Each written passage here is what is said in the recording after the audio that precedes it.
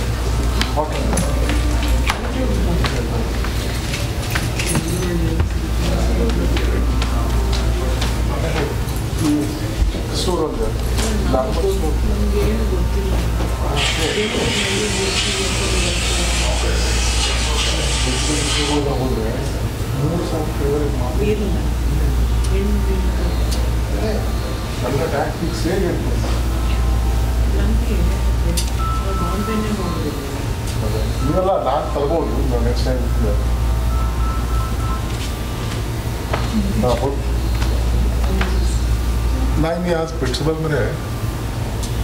तो काय संध्याकाळी म्हणाला, मग संध्याकाळी उशीर होईल.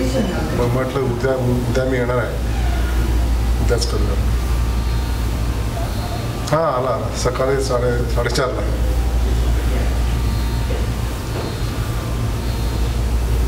मी दुपारी 2-3च्या नंतर येतो. मग तेव्हा मी निघायच्या आधी त्याला फोन करतो, तो येईल त्याच वेळेला.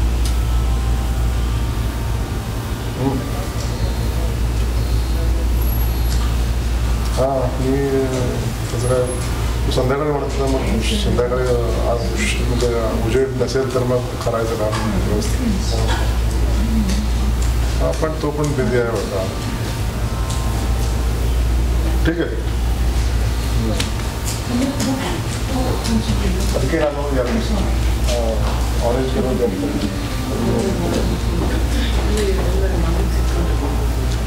ಅಲ್ಲ, ನೆಕ್ಸ್ಟ್ ಟೈಮು ಕಲರ್ ಸಿಗುತ್ತೆ.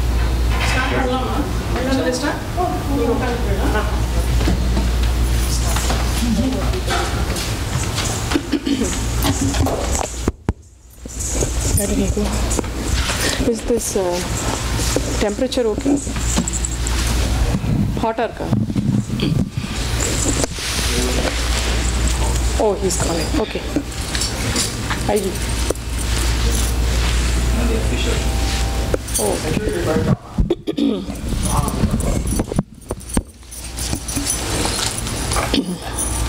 Namaskaram and welcome to the Harikatha event today. And I would like to thank the SP Temple Executive Committee and Board for making this event possible. Today we have a Harikatha on the topic of Bhishma Pitamaha by Srimati Veena Mohan.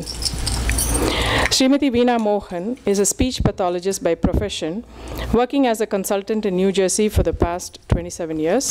She is trained in Bharatnatyam, Carnatic music, and theatre art. She has been presenting Harikatha since 2001 in English Kannada and English Tamil combination in New Jersey, New York, Boston, Connecticut, Virginia, Pittsburgh, Chicago, Staten Island, Tennessee, Ohio, California, and Bangalore for various temples and cultural organizations. This is not the first visit to Pittsburgh here. She has presented Harikatha previously. What's the topic? This is the third time. Third time. Okay, this is the third time she's coming to Pittsburgh.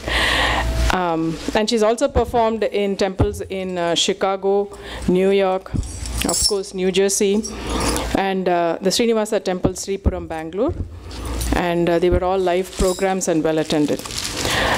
The topics that she does Harikatha on are Bhakta Prahalada, Devi Mahatmyam, Maya Bazar, Rukmini Kalyanam, Sita Kalyanam, Parvati Kalyanam, Sri Krishna Garudi, Sri Purandaradasa, a plethora of topics, and also on Saint Tyagaraja Swami. They have all become very popular, and recently her performance in Bangalore on Lavakusha and Purandaradasru was well attended. She started presenting Harikathas with a goal of one program per year, but now she is presenting 1 or 2 a month. Mrs. Veena Mohan's Harikatha videos are available on YouTube under Veena Mohan Harikathe. Welcome, Srimati Veena Mohan. On the vocal, we have Sri Mahesh Ramakrishna.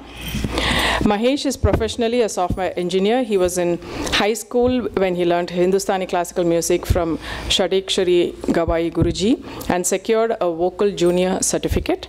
Currently, he is learning music from Ms. Tejaswini Varnekar, a professional singer from Varanasi.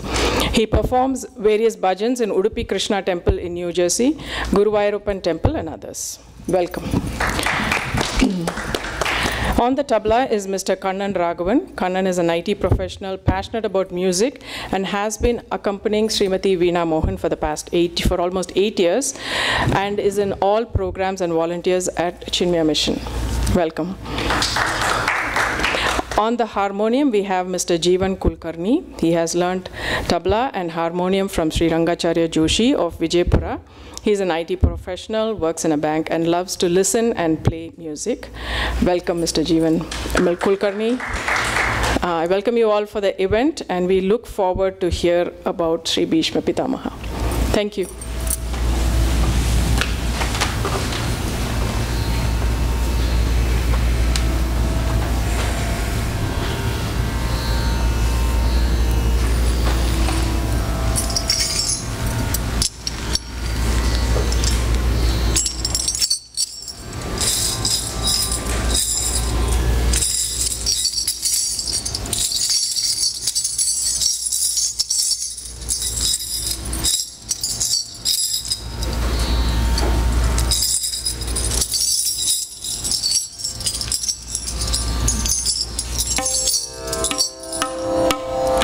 ಓಂಕಾರನಾದ ರೂಪ ಗಣಪ ನಮಿಸುವ ಸುಮತಿಯ ಕರುಣಿಸು ಗಣಪ ಓಂಕಾರನಾದ ರೂಪ ಗಣಪ ನಮಿಸುವ ಸುಮತಿಯ ಕರುಣಿಸು ಗಣಪ ಓಂಕಾರನಾದ ರೂಪ ಗಣಪ ಲಂಬೋದರನೆ ಅಂಬಾಸುತನೆ ಲಂಬೋದರನೆ ಅಂಬಾಸುತನೆ ಆದಿಪೂಜನೆ ಆಶ್ರಿತ ಪಾಲನೆ ಓಂಕಾರನಾದ ರೂಪ ಗಣಪ ನಮಿಸುವ ಸುಮತಿಯ ಕರುಣಿಸು ಗಣಪ ಓಂಕಾರನಾದ ರೂಪ ಗಣಪ ಮೂಷಿಕ ವಾಹನ ಮುನಿಜನ ವಂದ್ಯ ವಕುಲ ಜನ ಕಮಲ ನಿವಾಸ ಮೂಷಿಕ ವಾಹನ ಮುನಿಜನ ವಂದ್ಯ ಭಕುತ ಜನ ಕಮಲ ನಿವಾಸ ಆಶಾಂಕುಶಧರನ ಪರಮ ಪವಿತ್ರನ ಅಜ ಹರಿಹರ ಸುತ ಶ್ರೀ ಪ್ರಸನ್ನ ಓಂಕಾರನಾದ ರೂಪ ಗಣಪ ನಮಿಸುವ ಸುಮತಿಯ ಕರುಣಿಸು ಗಣಪ ಓಂಕಾರನಾದ ರೂಪ ಗಣಪ ಓಂಕಾರನಾದ ರೂಪ ಗಣಪ ಓಂಕಾರನಾದ ರೂಪ ಗಣಪ ಶ್ರೀಮದ್ ರಮಾರಮಣ Govinda Govinda Shri Krishna Govinda Govinda Shri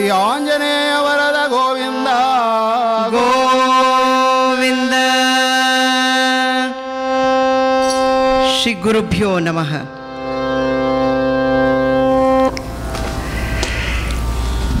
In the Kali Yugam, in order to obtain Lord's mercy,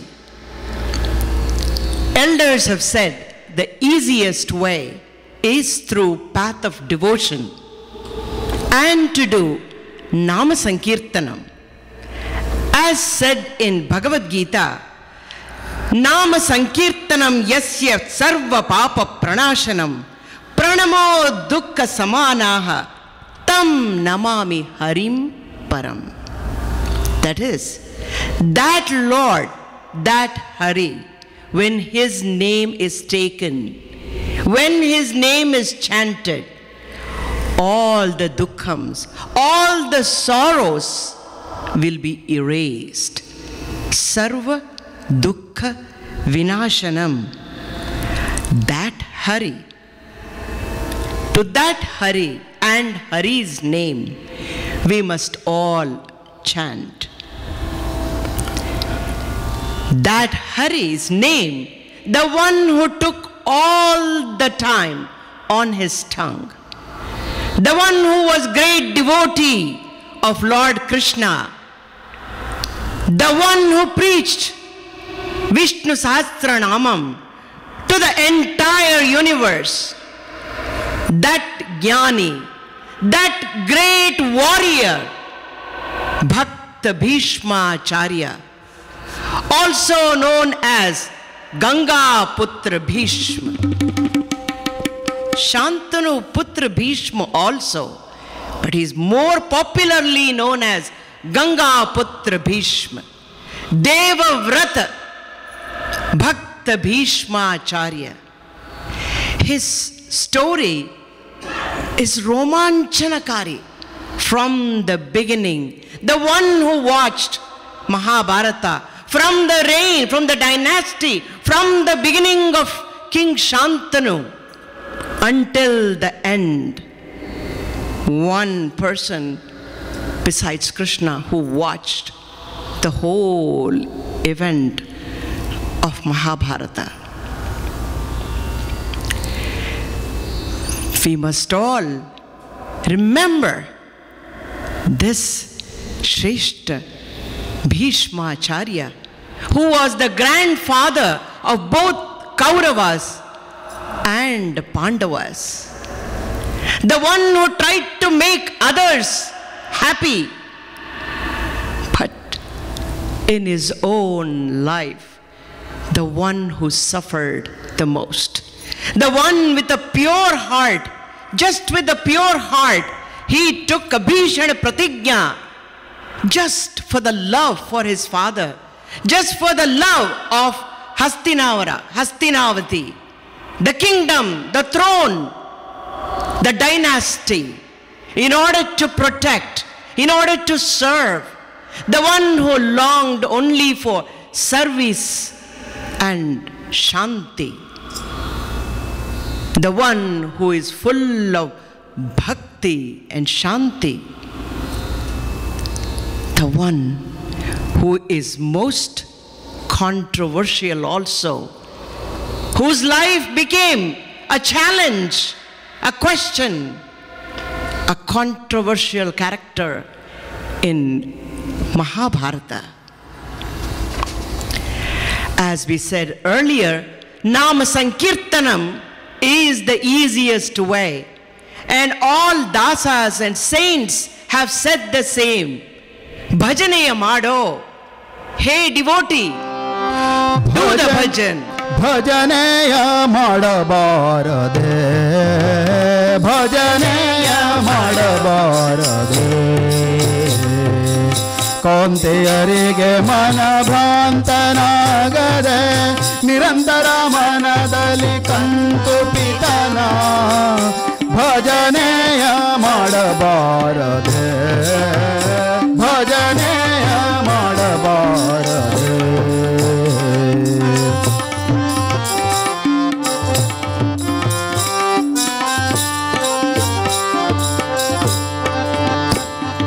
Nanda Kanda Muchukunda Varadari Indira Ramana Govinda ಭಜನೆಯ ಮಾಡಬಾರದೆ ಭಜನೆಯ ಮಾಡಬಾರದೆ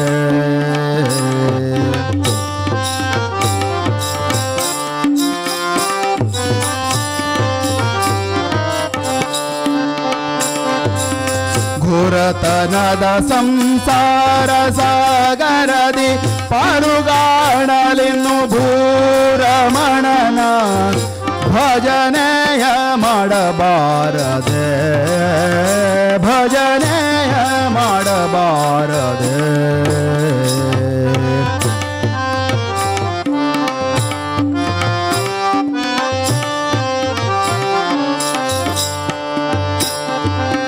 ಕ್ಲೇಶನಾಶ ಸರ್ವೇಶನಾದ Bhimesha ವಿಠಲನೆಂದು ಉಲ್ಲಾಸದಿ ಭಜನೆಯ ಮಾಡಬಾರದೆ ಭಜನೆಯ ಮಾಡಬಾರದೆ ಭಜನೆಯ ಮಾಡಬಾರದೆ ಭಜನೆಯ ಮಾಡಬಾರದೆ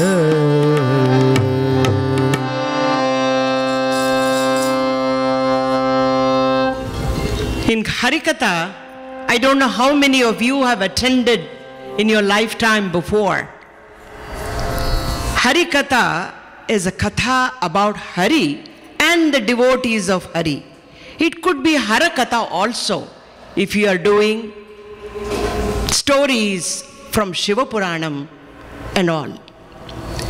And the popular practice in Harikatha is the Haridasa will be watching the audience because he wants the audience to be totally engrossed in the story.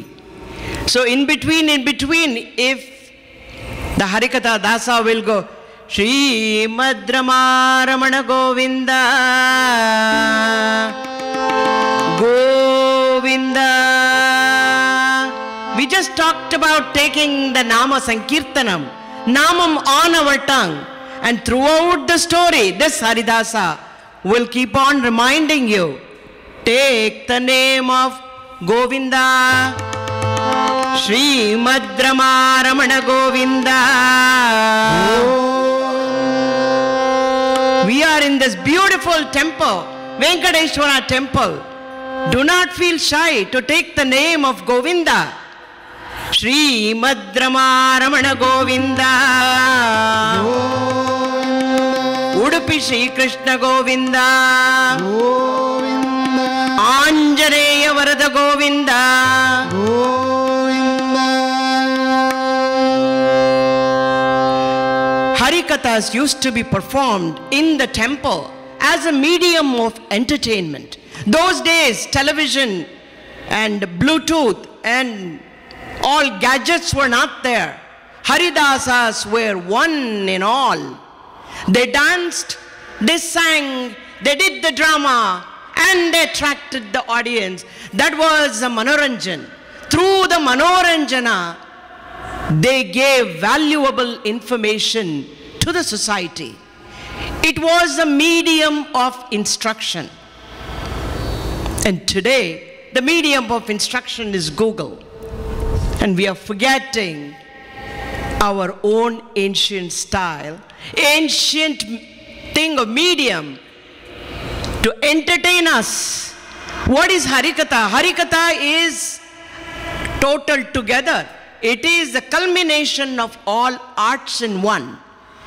It has storytelling, it has dance, it has drama, it has singing, it has literature. What more do you need? All in one. It's a combination of all arts in one. Ancient style of this art form is diminishing, especially in our place in Karnataka and, of course, I would say in India. And I would like to thank on my behalf of my team in our effort to propagate this art, in order to make this art to be known in India, in the United States. We travel to all the states, taking the name of Hari with the great devotees' help, who are the organizers, who are our Poshakas, and you, the audience. Having said this, thank you. Let's go into the story. Once, Aditi and Kashyapa's children, Ashtavasus, they were enjoying in the forest. This Ashtavasu, the eldest son is Pruthu, and the youngest son is Prabhasa. Prabhasa's wife is Varangani. As they were strolling in the forest, they see a beautiful cow, Kamadhenu, divine cow, called Shabale. And immediately Varangane, just like how it happened in Ramayanam, right? The Sita sees the deer and she asked for it. She asked Prabhasa, I would like to have that cow. Can you bring it to me? Wife asked, Varangane asked. Prabhasa, instead of doing the job himself, he goes and asks the rest of the 7 brothers, Prabhasa and other brothers, please come and help me. Varangane needs this cow and let us drag this Kamadhenu. They do not inquire to who this cow belongs. They just drag the divine cow through the forest, and this cow gets with the thorns and other things, scratches on its back, and they bring it to their ashram. That divine cow belonged to sage Vasishta. Immediately through Jnana-drishti, he came to know what Ashtavasus did. And what does the sage do? Immediately he gives the shapam. He gives the curse. Hey Ashtavasus, that cow is in belongs to Vasishta ashram. You dragged the cow. You stole the cow. So you must all not go back and become mortals on earth. There is no way, because of your bad behavior, there is no place being immortal land. You must go down, be born on earth and suffer. All 8 of you. Of course, now all the Ashtavasus, they realize what they have done and they start pleading. Sage Vasishta, please, karune kaatunga, karune torsi, please help us. Then he lessens the power of his shapam. He says, all the 7 brothers, you were only accomplice. You only helped Prabhasa to do this stealing job. So, all 7 of you will be born on the earth as mortals, but as soon as you are born, your life will end. You will come back. You will come back and you will gain back your immortality. But Prabhasa, you were the main one who dragged the cow, who stole the cow just because your wife requested for it. Hence, you will be there and you will bear the blunt end of all. You will be living as a mortal for a long, many years. And the pain that you created for Kamadhenu, you will also suffer in the same way. And your wife Varangane, Karanakarta, your Karta, she is the Karanakarta. For any job, some good things need to be done. There should be a reason. Today Harikatha need to be performed. A Karanakarta needs to be there. So, Varangane, you will be born on the earth also as immortal. But you will become the reason for your husband's death. Shapam is given. Now, let us go towards who Shantanu is. Shantanu, King Shantanu, in his earlier birth, he was a king in the Ikshwaku dynasty called Mahabhisha. He was a great king. He had done 1,000 Ashwamedha Yajnas. Very popular, very strong king.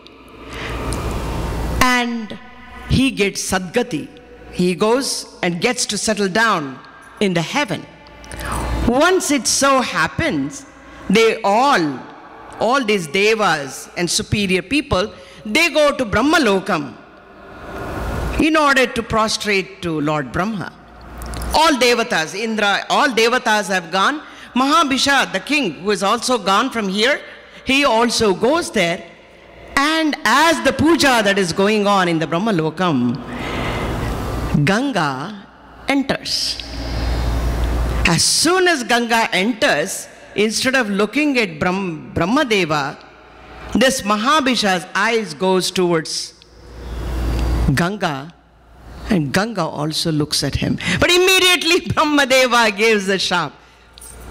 You were supposed to be focusing on me.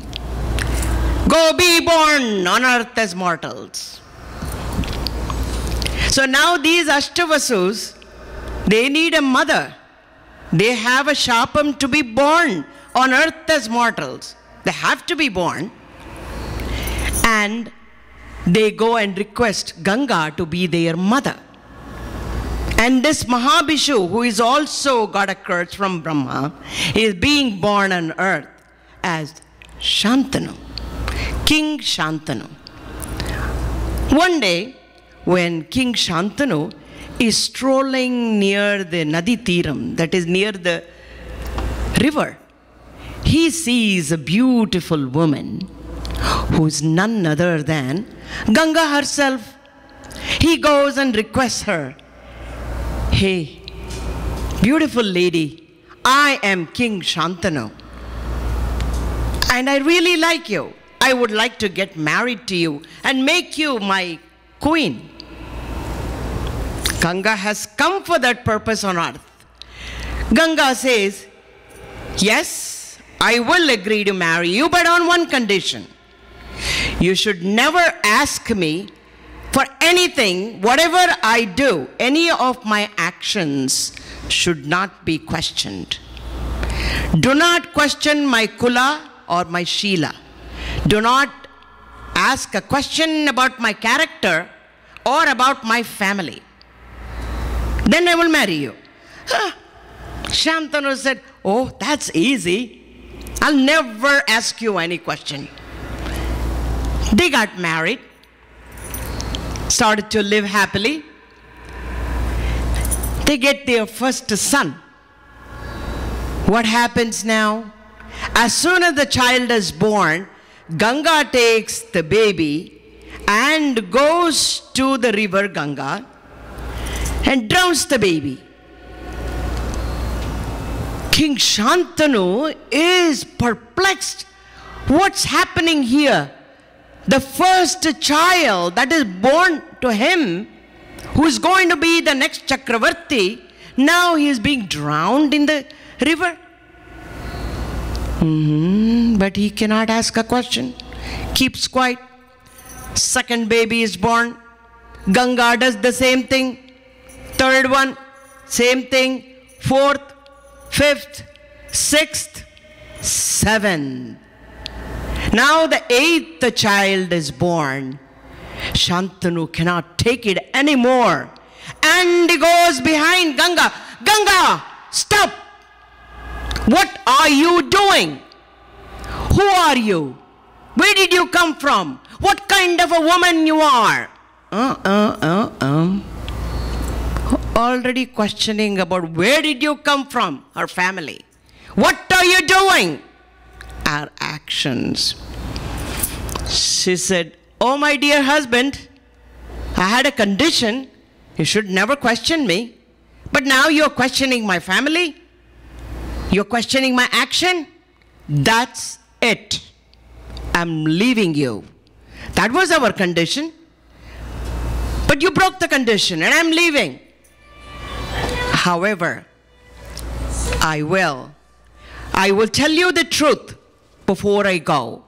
Then she relates to him the story of Ashtavasus and how these Ashtavasus is being born, and the 7 children who were Ashtavasus, they were supposed to get mukti. And as soon as they were born, they lost their mortal life and they went back to their being immortal. But this 8th child, even though he is cursed, he is also blessed by sage Vasishta. You were Mahabhisha king, and he will be very obedient, very knowledgeable, very devoted, very pious person. I am taking my son with me. Exactly after 16 years, you come back to the same spot, and I will give you your son back. Shantanu has no words to say. What is he going to say? He is just standing there. He is losing both his wife and the son. Ganga leaves, goes back into the water with the son. She starts bringing up the son, the male child. She names him Devavrata. She takes him to different realms, that is, different lokas, and selects the best teachers. Brihaspati and Shukracharya, they teach him the duties of the king, the political science. And sage Vasishta and sage Chavana, they teach him Vedas and Vedangas. The Sanat Kumara, sage Sanat Kumara, the first son of Lord Brahma, he teaches him mental and spiritual sciences. And Markandeya, the son of Markandu Muni, the one who was a great devotee of Lord Shiva, he taught him the duties of a yati. And Lord Parashurama, he teaches him the warfare techniques. Now, all Shastras he learned. He became a topper in all subjects that were given to him. In Audarya, Gambhirya, and Rupa, Vidya, Virya, Dhairya, Shaurya, he becomes the topper. Shantanu is very depressed on the earth, waiting for Ganga and his son. He goes, every day he goes near the river Ganga and waits for his family. 16 years passed. On that day, Ganga appears with the handsome son, Devavrata, who is going to become the Bheeshmacharya, the prominent figure in the Kuru dynasty. She brings him, hey Shantanu, I have brought here, take, accept your son. He is the topper in all subjects, in everything. Here you go. Now, Shantanu requests, Ganga, please don't leave. Let us live like a family. I have my son back. I want my wife back. Please come back, Ganga. Please come back. My responsibility, my purpose to be born as a mortal, as a human, is done. Shantanu, from now on, it is you and your son. She goes away. Years pass. Devavrata gets crowned as a crown prince, very faithful to his kingdom, and respectful to his father, loved his father. He's ready to do anything to his father. He's the crown prince, Yuvaraj. Shantanu, as usual, this time he was strolling near Yamuna Tat, the banks of Yamuna. Again, he suddenly starts smelling something. Alla suvasana. Nice smell that is coming. Where is that smell? We all go to Macy's. Where is the smell coming from? He starts following the scent, the smell, where it's coming from. Finally coming, he stands in front of a beautiful girl, Satyavati. Who is Satyavati now? Let's go back. Satyavati was an apsara called Ghritachi. When she was Ghritachi, she did the long penance, tapas, and she wanted to get only Lord Vishnu as her son. No one else. So, if you want to get Lord Vishnu as the son, he will take an avatar. So go to earth. But as the scriptures, as the books say, Ghritachi, when she was doing, she also committed some small mistakes. And due to that, let us not go back very much in detail about Ghritachi. She is being born now as a baby, but she was found in a big fish, caught by the fisherman Dashraj.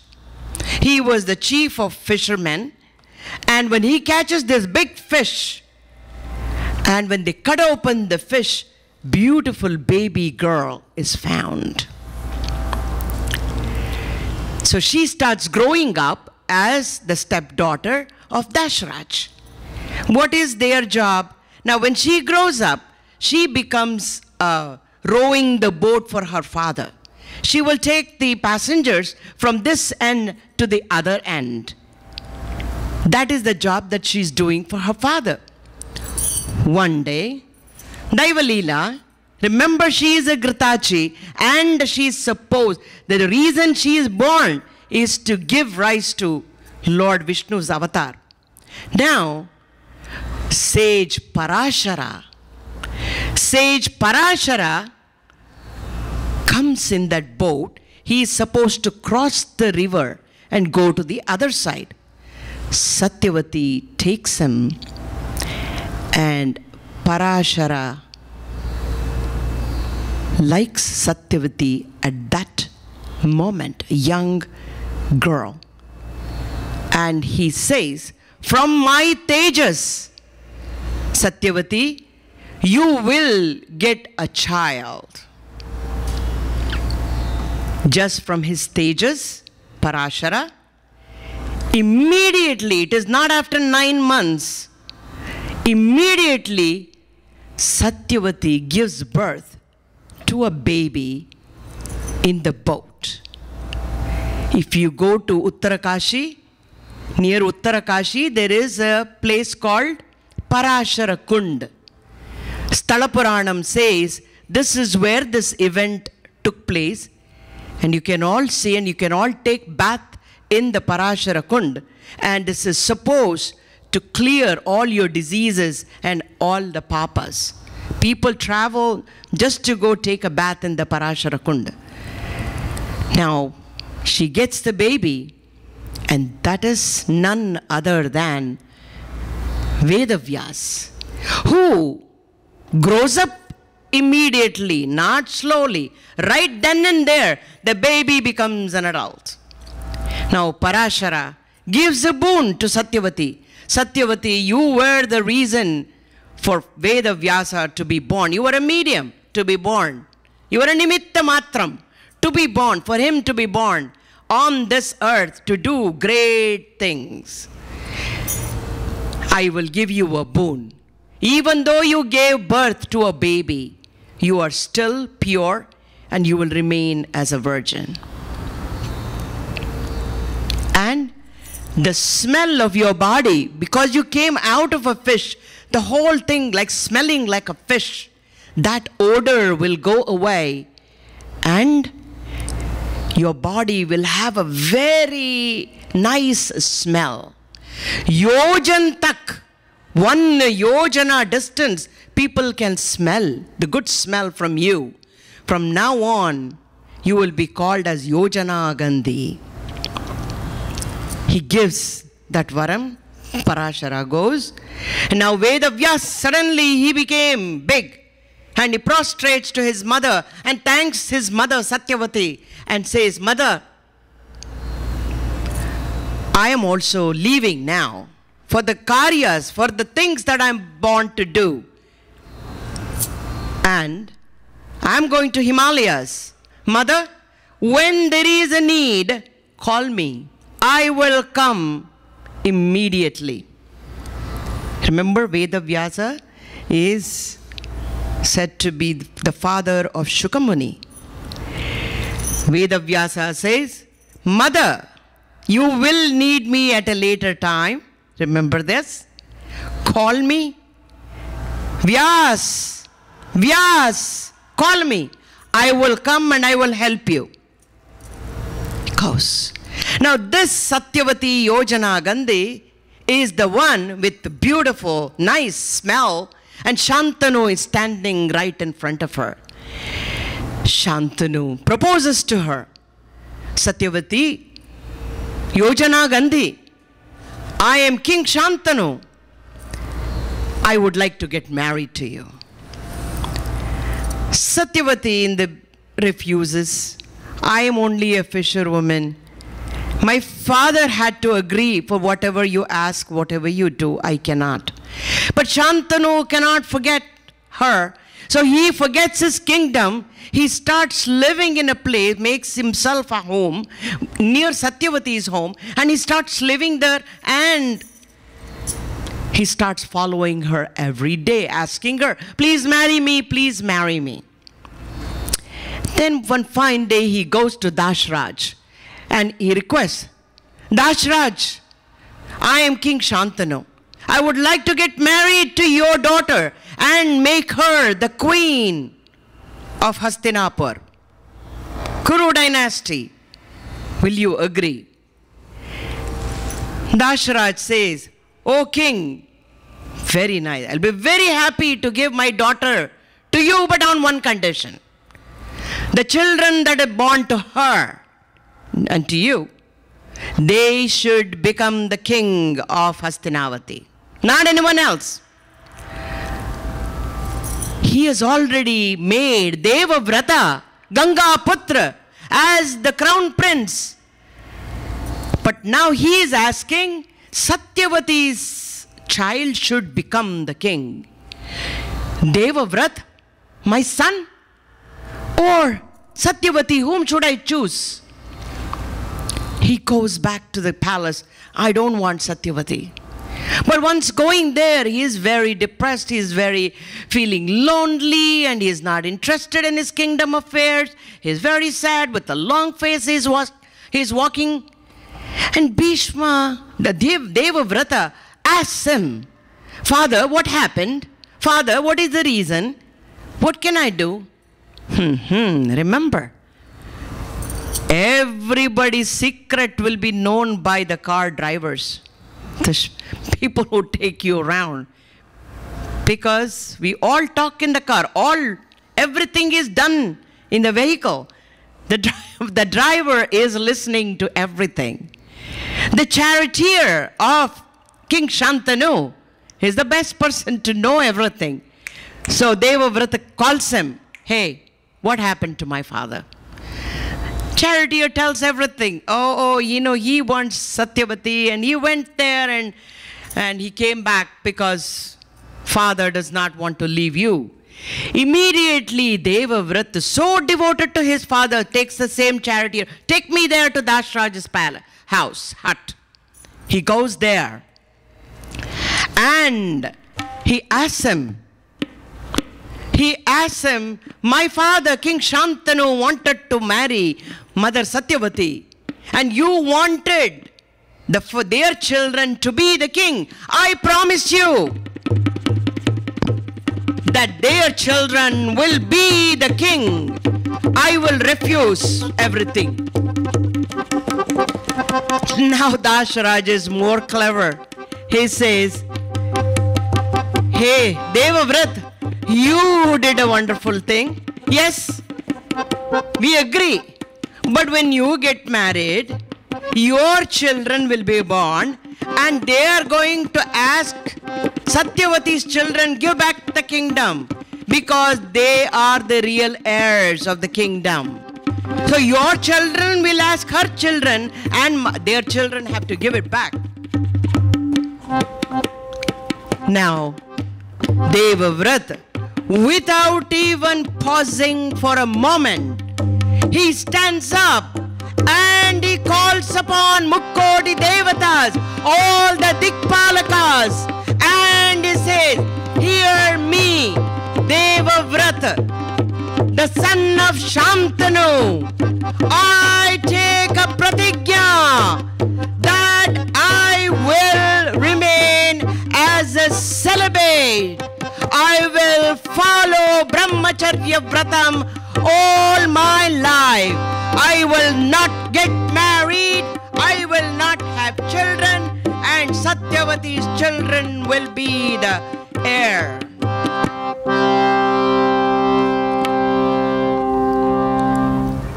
The oath, the pratigya, the Bhishana pratigya that he takes, Dashraj is surprised. Gives Satyavati and he brings back Satyavati to the palace. And he tells father, Father, Mata Satyavati is here to get married to you. Father, that's all you know your son? That's all you have understood your son? I am your son first. I am the Yuvaraj of this kingdom. That is later. But I am your son. Without even asking me, Father, you could have given the oath that Satyavati's children will be the Chakravartis later on, not a Devavrata. That is all you understood your son? Father, I took an oath to remain as a celibate, to remain as a brahmachari, not to get married, not to have children, for the sake of Hastinapur. Shantanu, my son, what did you do? What did you do, my son? Why did you do this? Why did you do this, my son? Why did you do this? Nanna tuchcha ಆಸೆಗಾಗಿ ನಿನ್ನ ಉಚ್ಚ ದೇಹವನ್ನು ಜಗಮೆಚ್ಚುವಂತೆ ಕೊಟ್ಟೆಯಲ್ಲ ಮಗನೇ. He says, for the desire of the lowest type, for the lust, for that your divine body you sacrificed all your happiness, my son. Why did you do that? Why did you do that, my son? Take it back. Devavrata, Devavrata, please take it back. Father, I have taken this oath in front of all Mukkodi Devatas. My pratigya is my pratigya. No going back on it. The king says, how can I repay you, my son? How can I repay you? You took this Bhishana pratigya, Bhayankar, the one which is most difficult pratigya that you took.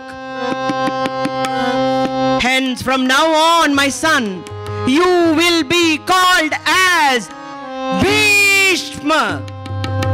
Bhishma. Bhishma. I will give you a varadan. My son, you will become Ichha Marani. That is, you will die when you want to die.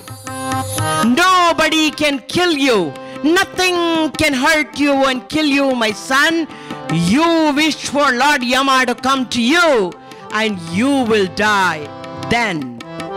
Either Lord Vishnu's Sarangam, the will, the Lord Shiva's Pinaka, or Lord Parashurama's Parashu, the axe, will not be able to kill you, my son.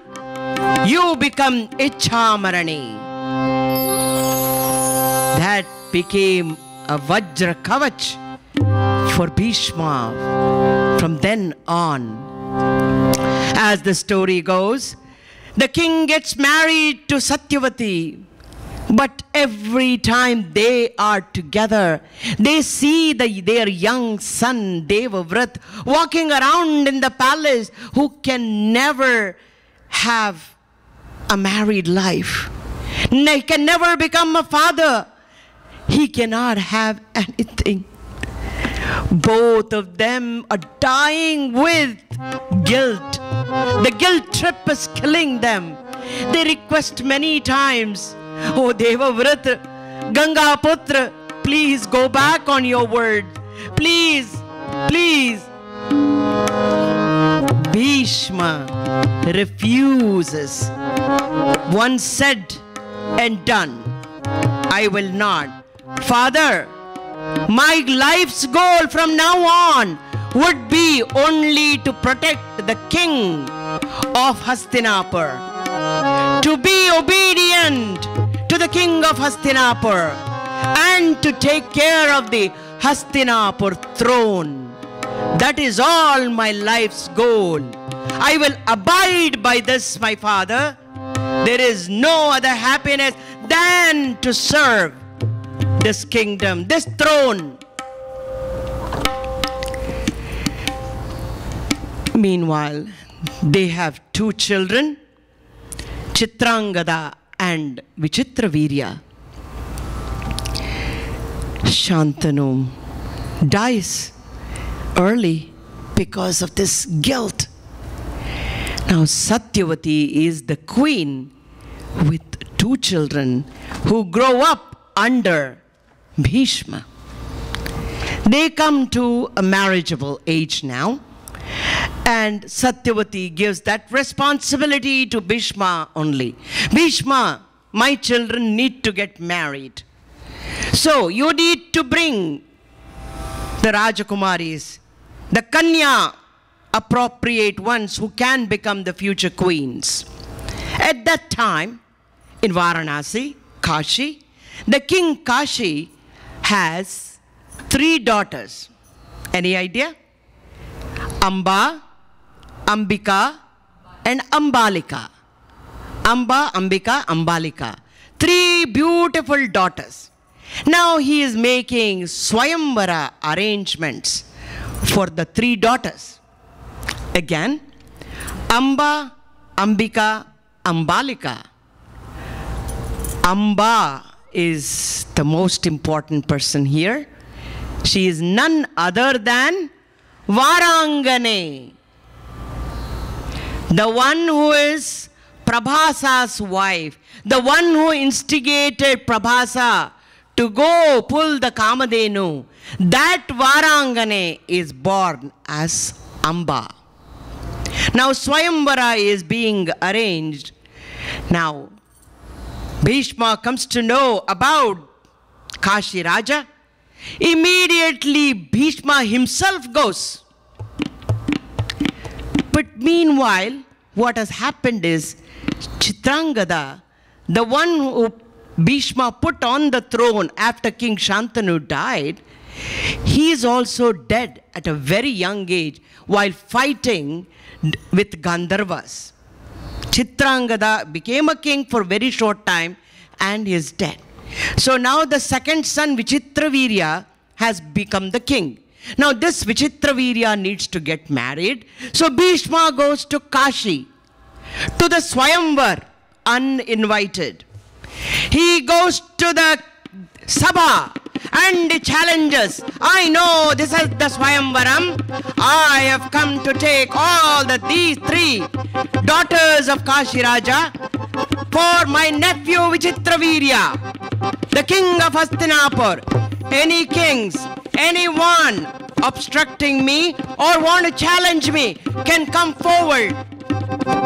And he takes the 3 daughters and pushes them in his chariot and starts riding towards Hastinapur. And many kings, they follow and they try to fight with Bhishma. Who can fight with Bhishma? In no minute, Bhishma wins on all of them. Only one king continues to follow the chariot.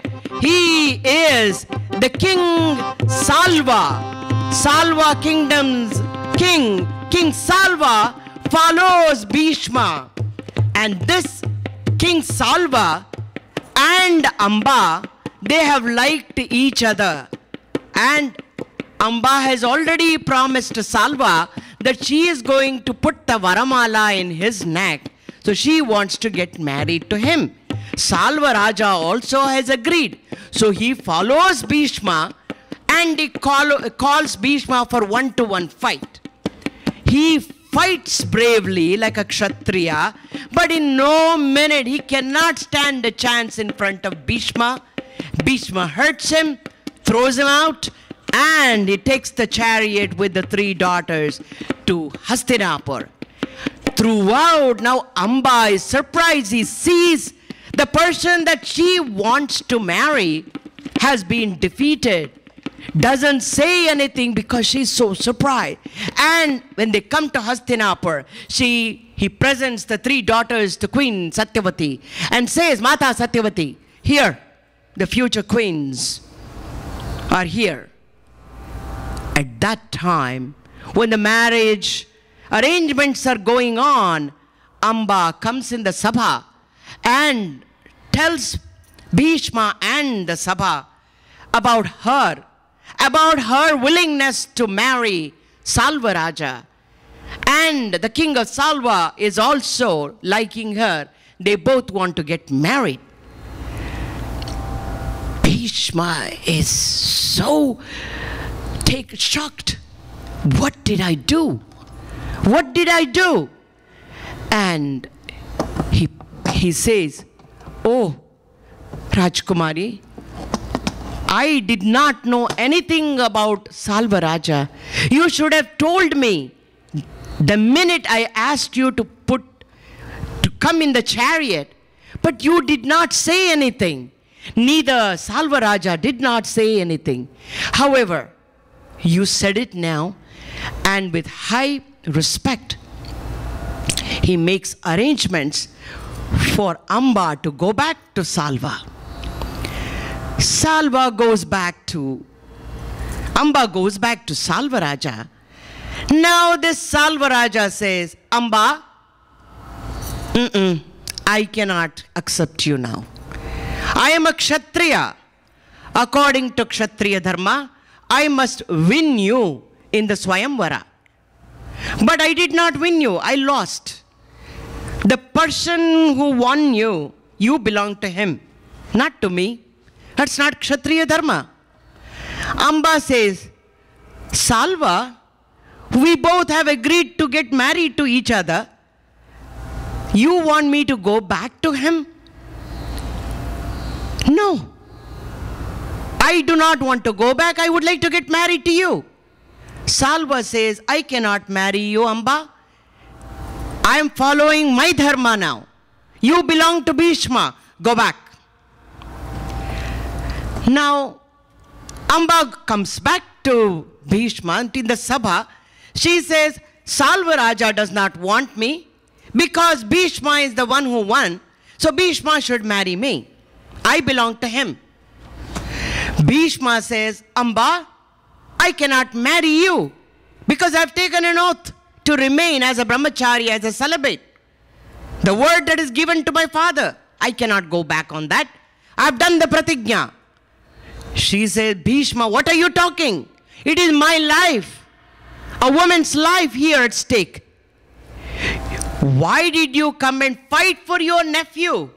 He should have come and fought. First mistake, you come and fight for somebody else. And now, this person does not want me. You do not want me.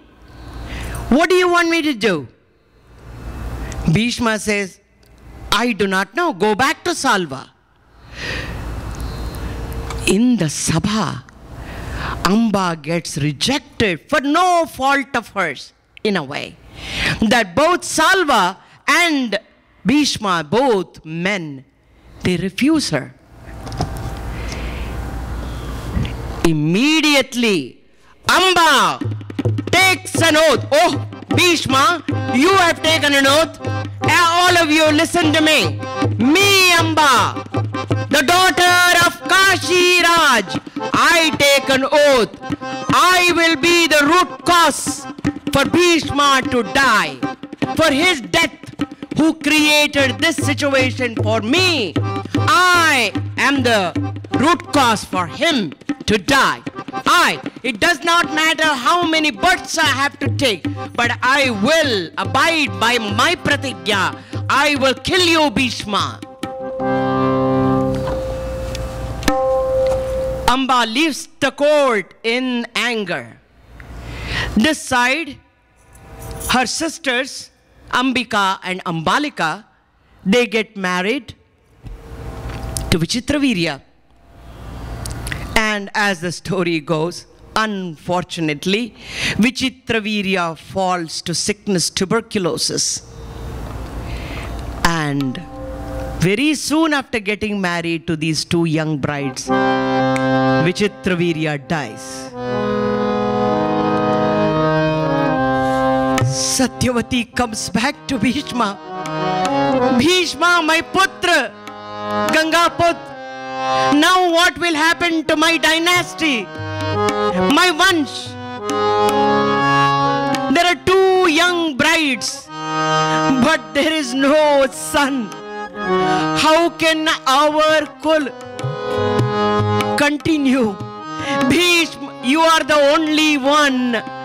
Now please get married to Ambika and Ambalika and give birth to children so that our vansh will grow. Please, Bhishma, this is the only way. Bhishma says the same thing. Dear Mother Satyavati, I have taken an oath to remain as a brahmachari. I cannot marry anyone.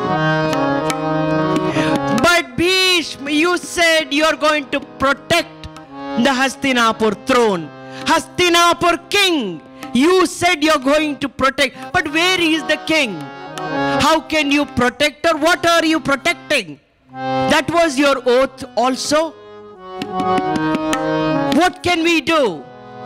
Mother, I have taken an oath. I cannot go back on that. Now, Satyavati is desperate. She calls her first son, Vyas. My son Vyas. My son Vyas, where are you? Come. I need you. Come. Vedavyasa comes. Mother, what do you need? She tells the whole situation. Vedavyas, you are my son. But I need grandchildren to continue the legacy. Let us not go into the depth. Vedavyas, Ambika, Ambalika, and another maid. Children are born. But the first child, what kind of a child? The child who is blind, Dhritarashtra. Second child is born, who is very sick all the time. Very pale looking child.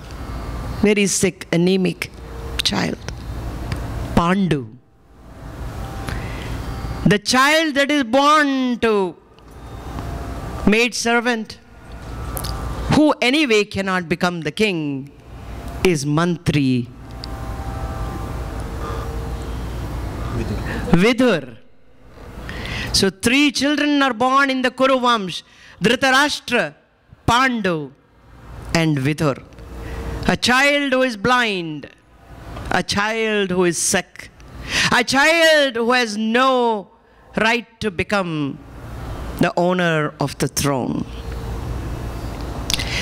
This side, Amba has left Hastinapur and she goes straight to her mother's father, Hotravahan, sage Hotravahan, and she tells the whole thing and the insult that was created to her by Bhishma.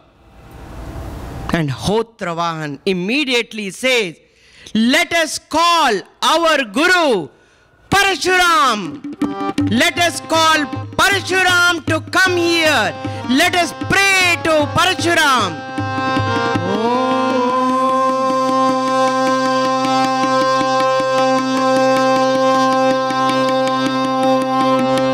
Agrata Chaturo Veda Prashtata Shacharam Dhanu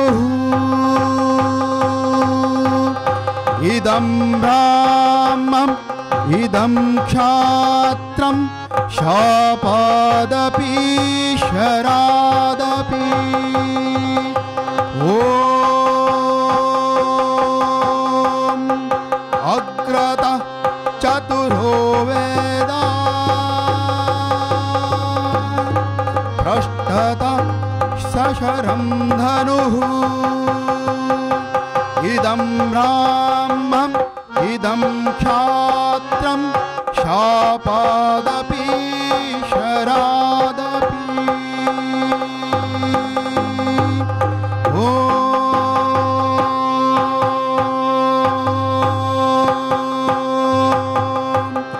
Agrata Chaturo Veda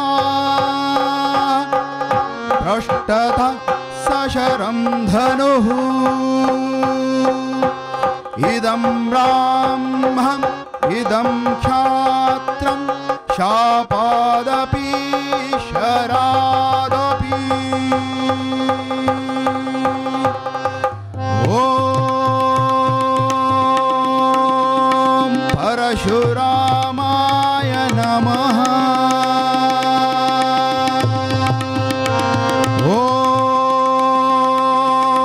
Om Parashuramaya Namaha Om Parashuramaya Namaha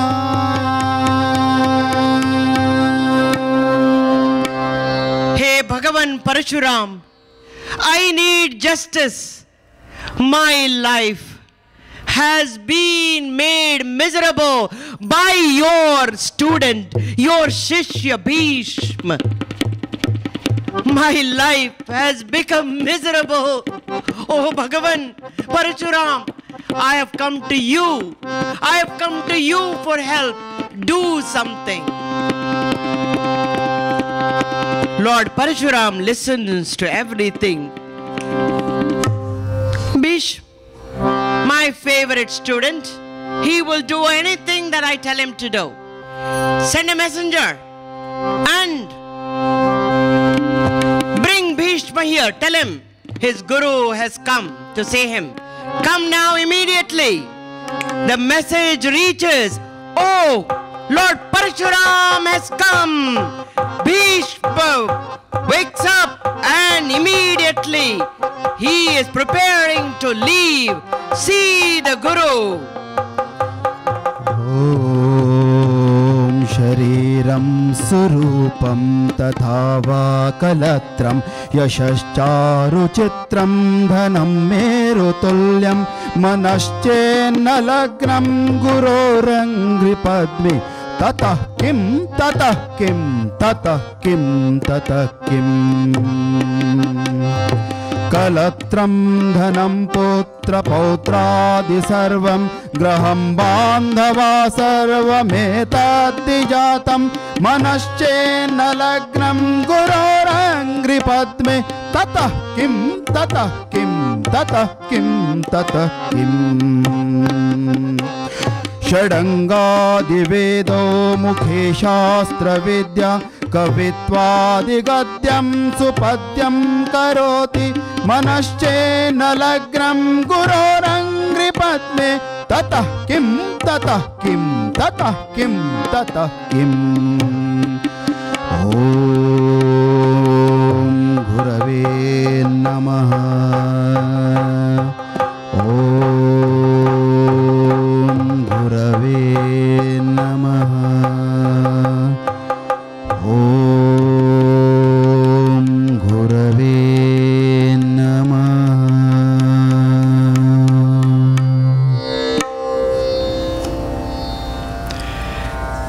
My dear student, Bhishma, I have here a problem. Only you can solve this problem.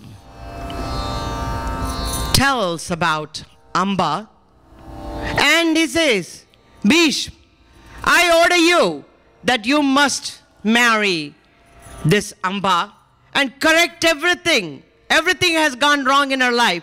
Now you must correct it. You must get married to her.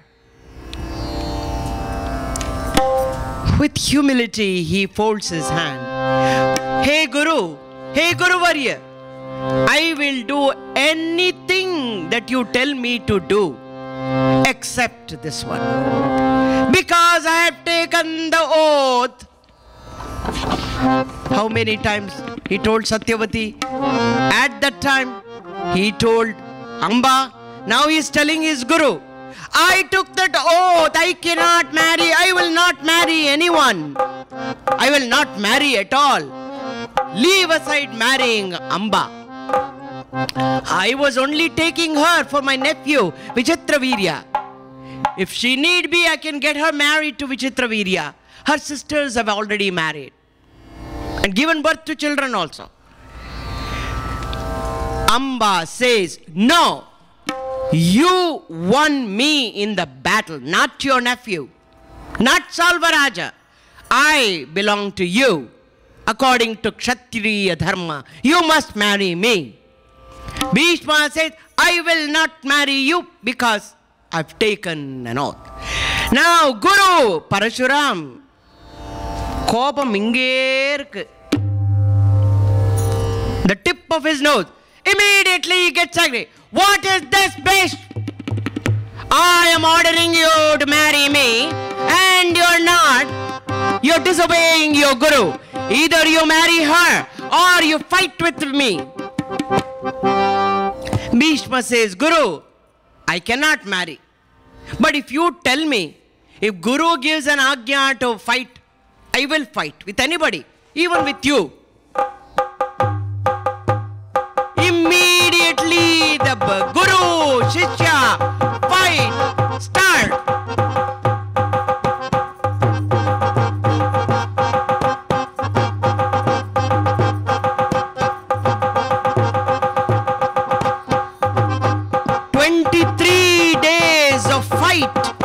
Between Guru and Shishya not ending. But finally Bhishma, he was Ashtavasu. The Ashtavasu has given him a sacred astra. Pashwapastra, the strongest astram. He takes that astra on his own Guru.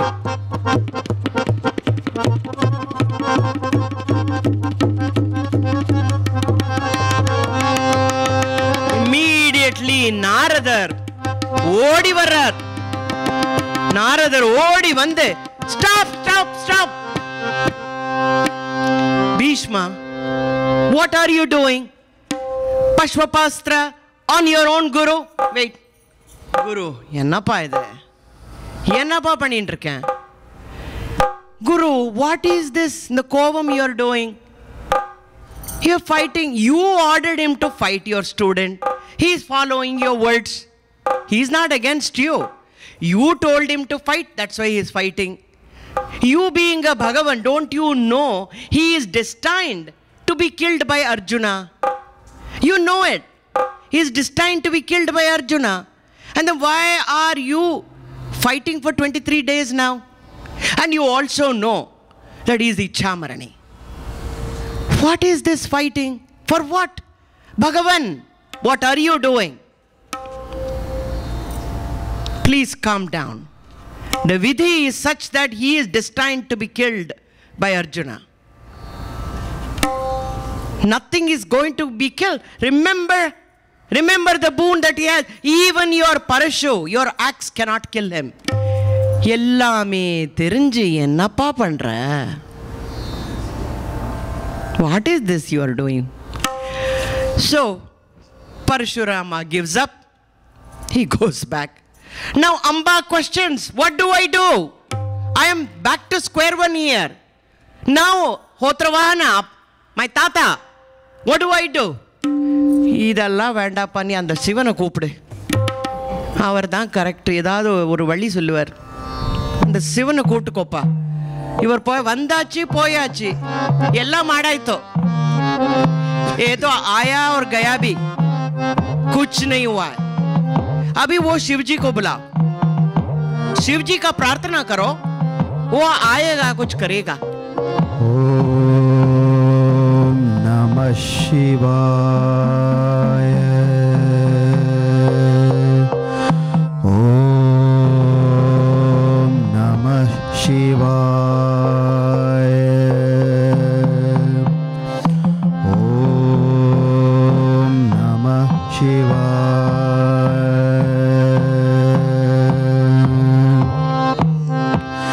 भस्मभूषितांगहर Chandrashekhar, भस्मभूषितांगहर Chandrashekhar, फालनेत्रशूलधारि Samba Shankar, भस्मभूषितांगहर Chandrashekhar.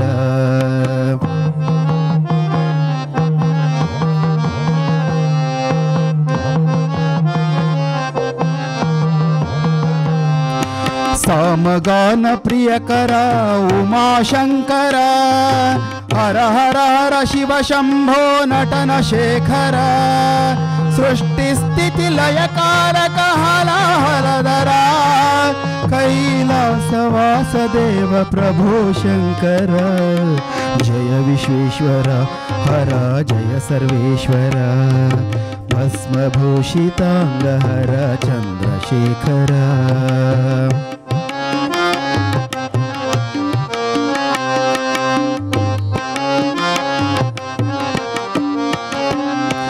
बिल्वार्चन प्रियकर त्रिकोटेश्वर, ढम ढम ढम ढम धर्म महेश्वर,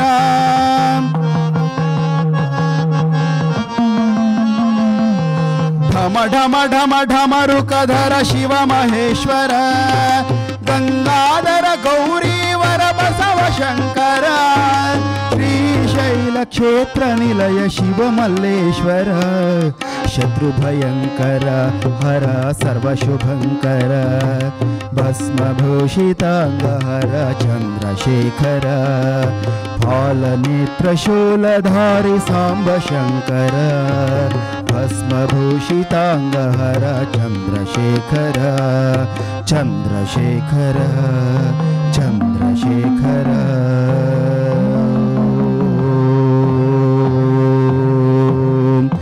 नमः शिवाय। ओम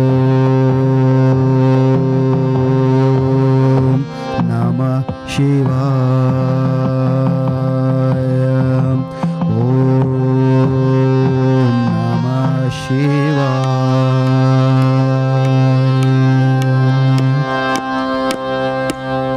Lord Shiva has appeared in front of Amba, and Amba reiterates the whole story.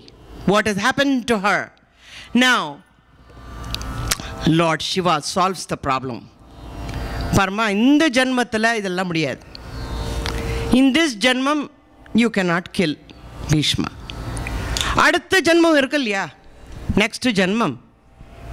Agale janam me, mundina janmadalli, you will be born, you are destined to be born not as a man, but as a girl again, as a daughter of Drupada, Draupadi's sister. You will be called as Shikhandini. But as you are growing up, you will have a gender change and you will become Shikhandi. And you will become the root cause for that Bhishma to die. Ottunta. Parvalleya. In the janmatala mudiyala. Mundin janmadalladru Bhishmange, I will kill him. Anyway, I have taken an oath.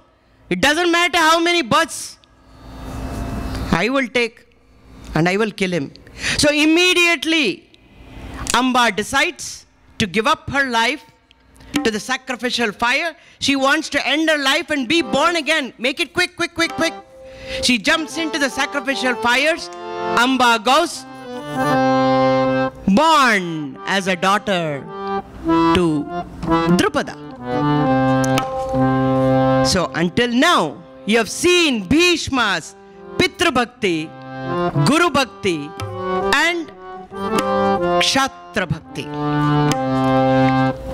Now, as we know story of Mahabharata, let us do some fast forward here. One of the driving forces which led to Mahabharata war, one of the major events which led to Mahabharata Kurukshetra war was Draupadi Vastrapaharanam. Now, Duryodhana calls under the guidance, under the advice of Shakuni, she calls for the dice game to Yudhishthir, to Pandavas.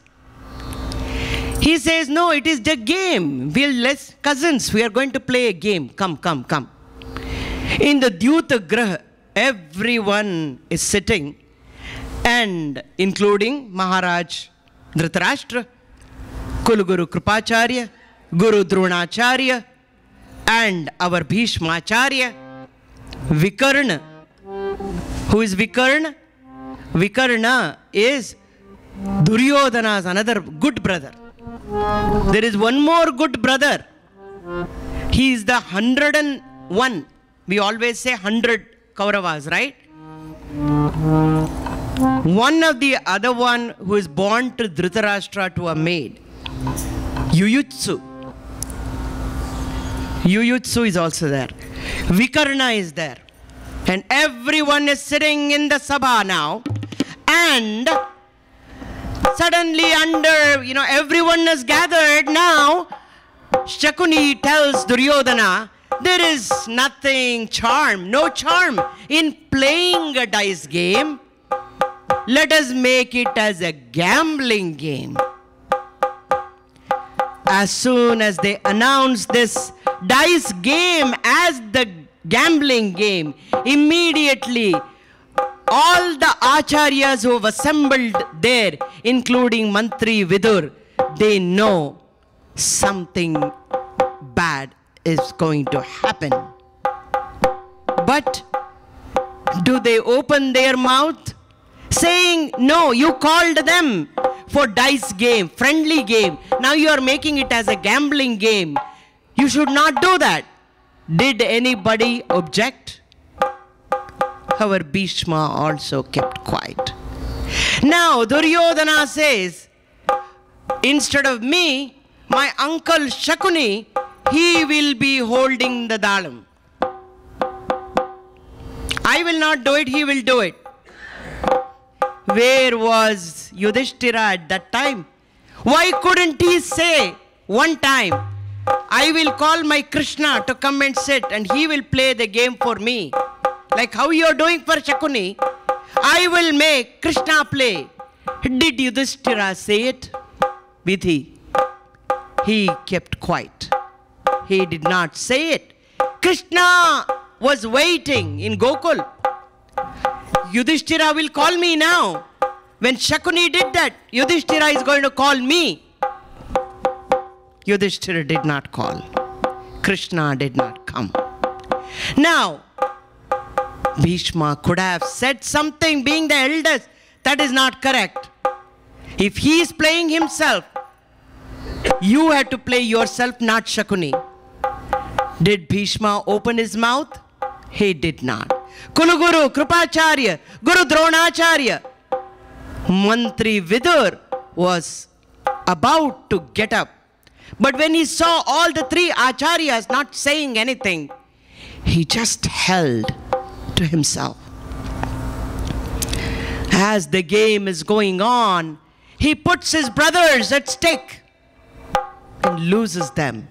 He puts himself, he loses. Now, Duryodhana says, hey Yudhishthir, do not stop the game. You still have Draupadi with you. put her at stake and play. Don't be a coward. At this juncture, Mantri Vidur immediately gets up. Stop it. This is not correct. He tells Maharaj Dhritarashtra, please don't be blind at this moment. Stop it. Tell your son to stop the game. Tell him to stop. Maharaj Dhritarashtra do not say anything. He looks at Bhishmacharya for support. He looks at Kuluguru, Kripacharya and Dronacharya for support. None of them open their mouth. Immediately Duryodhana gets up. Chacha Vidur, please sit down and take your seat. All acharyas are keeping quiet, elderly people. Why are you talking? If you want to object, please leave the sabha. You can leave right now.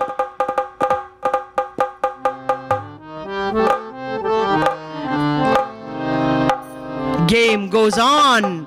Yudhishthir puts Draupadi at stake. Loses her.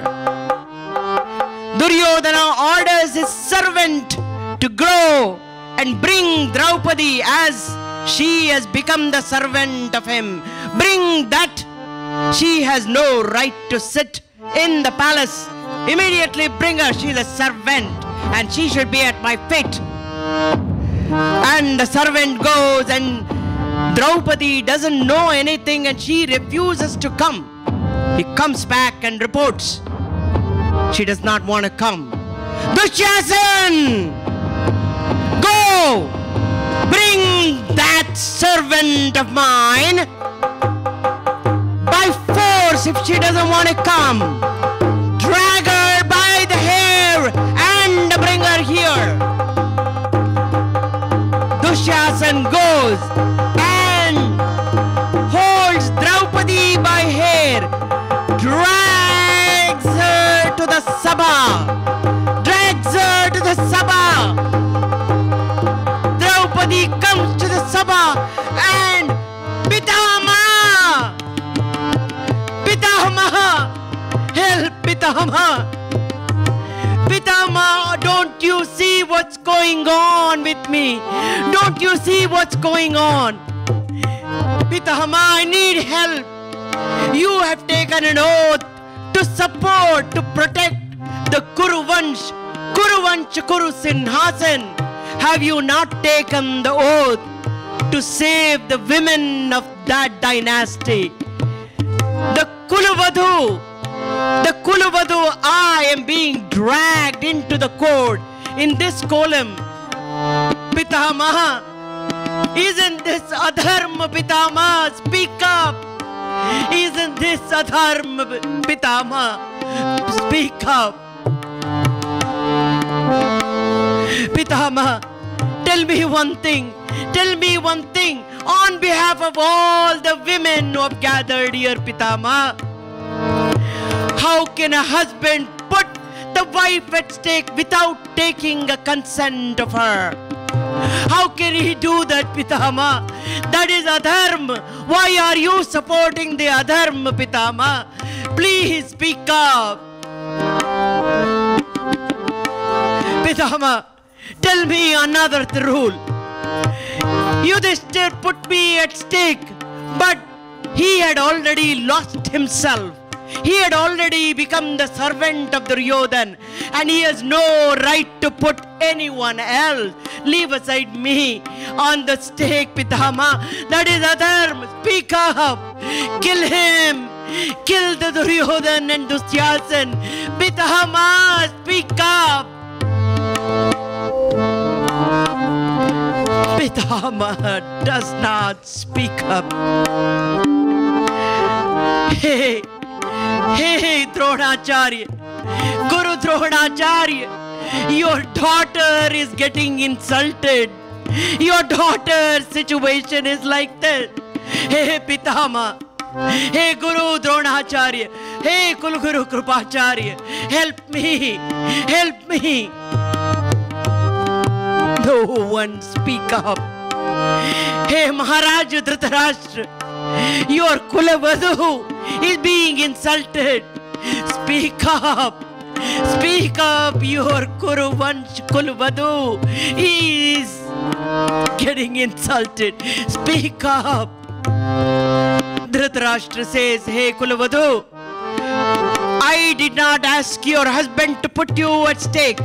He put it himself. Ask him directly yourself. I did not tell him to do it.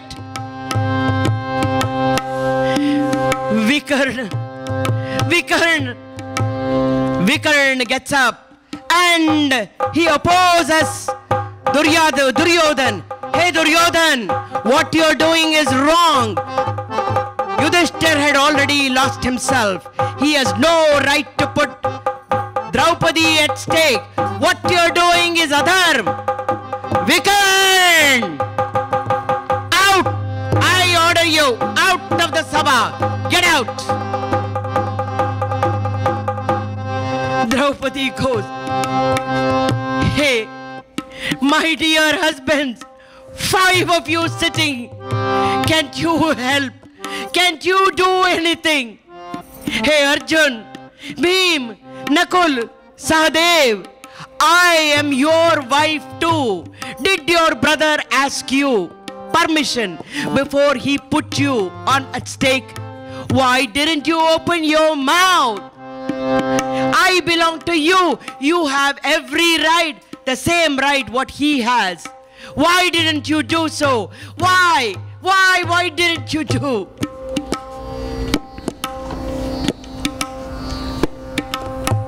No one opens their mouth. At that time, Karna opens. Hey Duryodhan, aren't we enjoying this scene? Hey my dear friend Duryodhan, you have 5 very strong servants under you. Top it all, you have a very beautiful girl. Woman as your servant too, Duryodhan. She should be coming at your beck of your call, on your lap. Duryodhan calls Draupadi, hey, my servant, come and sit on my lap. Bhim gets up, hey Duryodhan, one day that thigh I am going to break into pieces. Hey, Bhim, my servant, sit down. Sit down. You have no permission to talk. Karna continues. Duryodhan, she has to come and sit on your lap. That's right. Yeah, Draupadi. Why are you feeling shy to come and sit on Duryodhana's lap? You are sleeping with 5 men and coming and sitting on the lap of the 6th man. Why are you feeling shy? Who calls a woman a wife who is with 5 men? You know what she's called as. Why do you feel shy to come and sit on his lap? Draupadi has no words to say. And Karna continues, my dear friend Duryodhan, all these peoples, everything now they belong to you, including their clothes. Do I need to say, Duryodhan? Draupadi's clothes also belong to you, Duryodhan. Don't you want to have it? Sit down. No shouting. Dushyasan, I need the sari that Draupadi is wearing. Disrobe her and pull the sari.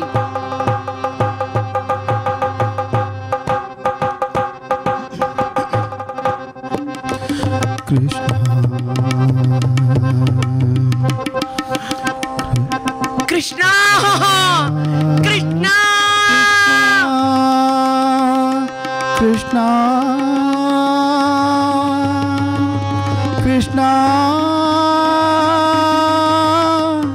Krishna, Krishna,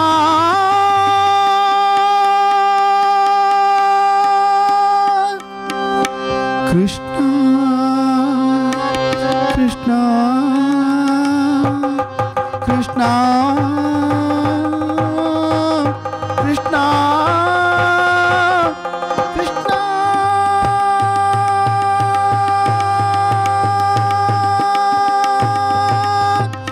Jai Jai Krishna, Shri Hare Krishna, Jai Jai Krishna, Shri Hare Krishna, Jai Krishna, Shri Hare Krishna, Hare Krishna, Shri Hare Krishna, Krishna Krishna, Jai Hare Krishna, Jai Jai Krishna, Shri Hare Krishna,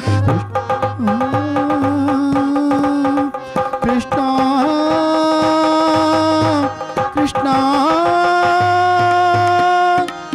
Jai Krishna, Shri Hare Krishna, Jai Jai Krishna, Shri Hare Krishna, Jai Jai Krishna, Shri Hare Krishna, Jai Jai Krishna, Shri Hare Krishna, Jai Krishna, Shri Hare Krishna, Krishna Krishna, Jai Jai Krishna, Krishna, Krishna, Krishna, Krishna, Krishna.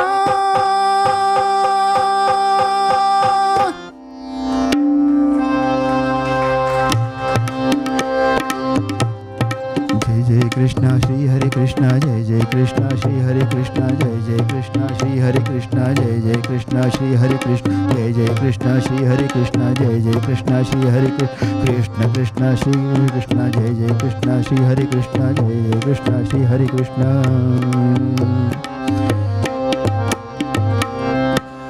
Now, saved Draupadi is ready to give the curse to the Kuruvans.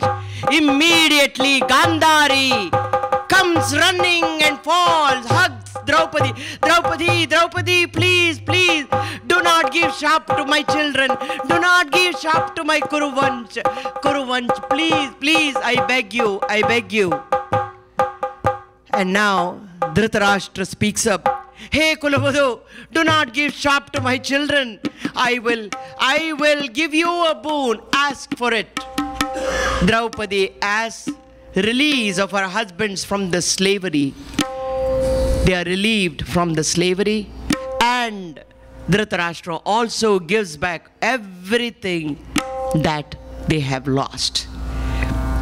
This was one of the events which led to Kurukshetra war. Let's go fast forward. Everything that has gone, Sandhan, Krishna Sandhan has broken up. Now there is a decision has taken place. Kurukshetra, Mahabharata, war. The war between Kauravas and Pandavas have been decided. The war went on for 18 days. 18 days with 18 Akshohini Sainya, the army, in 18 Yojana wide Kurukshetra. Everything has been decided. Now, they have to pick the chief of army for the war. War has been decided, but now we need the chief of army. Pandavas have already picked King Drupada as their chief, and Krishna as a charioteer. We remember the event where Yudhishthir and Duryodhana go same time to to Krishna, and Duryodhana asks for Krishna's army to fight on behalf of him, and Yudhishthira takes Krishna on his side. Now this side, Kaurava side, the chief of army needs to be decided. Near Kauravas, the oldest, the strongest, the great warrior is Bhishma Pitama. Now Duryodhan comes to Bhishma Pitama in the Sabha and says, "Hey Pitama, I cannot find any other better person than you to lead my army. I want you to take the lead and bring me victory. Even even if you kill one of the 5 Pandavas, that's enough for me, Pitama. The rest, I will take care of it. I want you to be the chief. Did Bhishma speak up? No. All his life, his whole kingdom could have been his. He did not hold any post. He did not hold any post until now. At the age of 800 years, now for the first time, he has been given the post of chief of army. He has to accept the position as he has taken an oath to serve the Kuru Simhasan. He has to accept, and Duryodhana gives him the crown as chief of army. Bhishma gaitu patta kirita vita Bhishma gaitu patta Bhishana samarake nandiya neta Bhishana samarake nandiya neta Bhishma gaitu patta kirita vita Bhishma gaitu patta.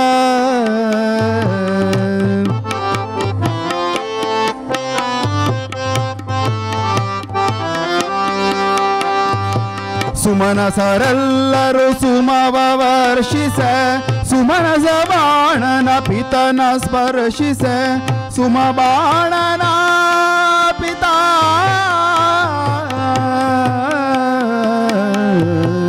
Bhishma ಗಾಯ್ತು ಪಟ್ಟ ಕಿರೀಟ ಬಿಟ್ಟ ಭೀಷ್ಮ ಗಾಯ್ತು ಪಟ್ಟ.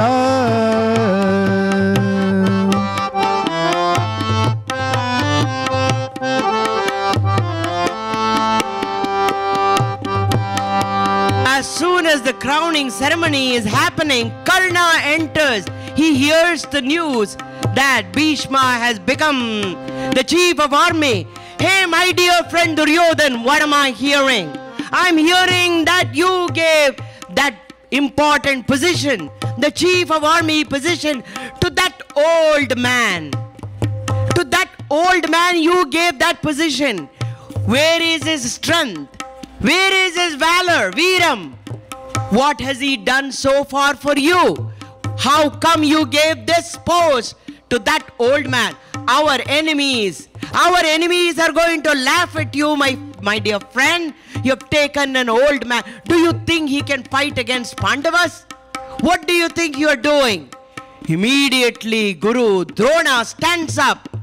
Hey, Sotapatra, Adhama, ಅಧಮ ಬೀಳ ಹೊಯ್ವೆ ನಿನ್ನ ದರ್ಪದ bill ಬಾಣವನ್ನ ಬೀಳ ಹೊಯ್ವೆ ನಿನ್ನ ದರ್ಪದ bill ಬಾಣವನ್ನ ಕುಲವನು ನರಿಯದ ಧನುಮದದಿಂದಲೇ ಏಕಿಂತು ಮೆರವೆ ಅಧಮ ಏಕಿಂತು ಮೆರವೆ ಬೀಳ ಹೊಯ್ವೆ ನಿನ್ನ ದರ್ಪದ bill ಬಾಣವನ್ನ ಕುಲವನು ನರಿಯದ ಧನುಮದದಿಂದಲೇ ಏಕಿಂತು ಮೆರವೆ ಅಧಮ ಏಕಿಂತು ಮೆರವೆ ಅಧಮ ಅಧಮ. Sotapatra, how can you speak against a warrior who is still like a lion now? He can fight like a lion. What do you know about his valor? What do you know about his valor? You Sotapatra, get out of here. And now Bhishmacharya stands up.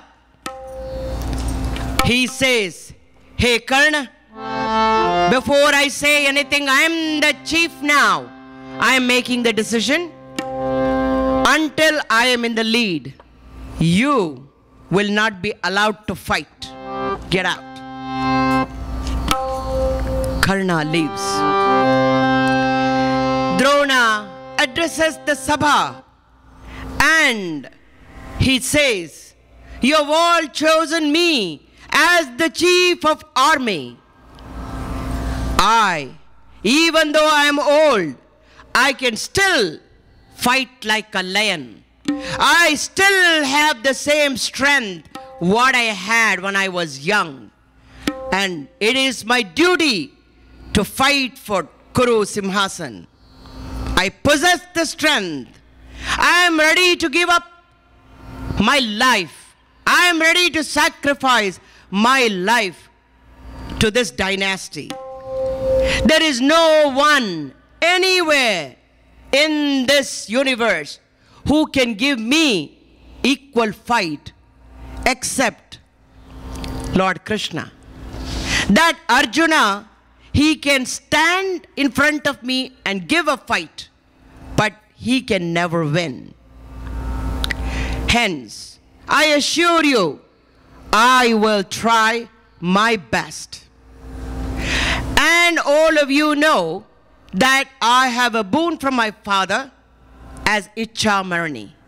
That means I can die, I will die when I want to die. I also want to make it very clear, from this war, I do not have any special desires. I do not have any personal gains. I do not have any wishes to acquire. I do not need anything. Neither I am afraid of anybody, nor I will favor anybody unnecessarily. I also want to make clear, I will not kill any of the Pandavas. I am making myself clear. I will not kill any of the 5 Pandavas. That's my decision. But I will assure you that I will fight faithfully. I will try my best. I will not favor anybody. But I will not kill. I will kill minimum 10,000 soldiers every day. Minimum 10,000 soldiers. I will destroy their army, Pandava's army. Also, I will not fight against any woman or any woman who has become a man, or anybody who is angavikal, who is handicapped. I will not fight, raise my bow against them. So, please make sure that none of these people come in front of me during the war. If you do not agree with this condition, Duryodhana can select Karna as his chief if he wants to, even now. I leave it to him. These are my conditions. If he accepts, now Duryodhana is thinking, what do I do? If I change my decision, which I've already done and crowned him, it will become a laughing factor. Not only that, if Bheeshmacharya is not there, Kuluguru Kripacharya and the Guru Dronacharya, somehow they will give an excuse. They will also go get out of the war. I will have only Karna to fight for me. But this Karna, he has already said he will only kill Arjuna, not kill anybody else. He will only focus on Arjuna. But so what do I do? So he decides to keep Bheeshmacharya on the position. And anyway, Tat, Pitama is going to destroy their army, and somehow all my 100 brothers, with 100 brothers, and Dronacharya, Kripacharya, Ashwatthama, all are on my side. So, somehow I will take care of 5 Pandavas. But the rest of the army, I have Krishna's army with me. So why do I need to worry? My army is strong. I have all these prominent people with me. And Bhishma will take care of their army. So only I have to worry about 5 Pandavas. So these many people and 5 Pandavas can't we kill? And that Krishna, he has already taken an oath. I will not take any weapon. I will not hold any weapon. He has already promised. So he is fit for nothing. He is only a charioteer. Leave him. So Bheeshmacharya is good. So Tat, Pitama, you are the chief. Now, the day, Margashira Shukla Ekadashi, everyone has gathered in Kurukshetra, 18 yojana wide war field, Kurukshetra. Everyone has gathered. 18 Akshohini Sainya have gathered. Pandavas and Kauravas, they have all come to the war field. King Drupada on this side and Bheeshmacharya on the side. Everyone is ready for the war. Lord Krishna takes his Panchajanya and gives the sound. He blows the Panchajanya Shankh. The war needs to begin. But at that time, Krishna has Nimitta Matra. He has a big smile on his face. And that smile is an indication to Yudhishthira. So immediately Yudhishthira jumps out of his chariot and runs towards the opposite side. And he says, Pitama, Pitama, what are you doing, Pitama? We are your grandchildren. Have we done any adharma, Pitama? You are fighting against us. Are you going to kill us, Pitama? Tell us, have we done any adharma? That's why you are doing this. Pitama, please let me know. What wrong did we do?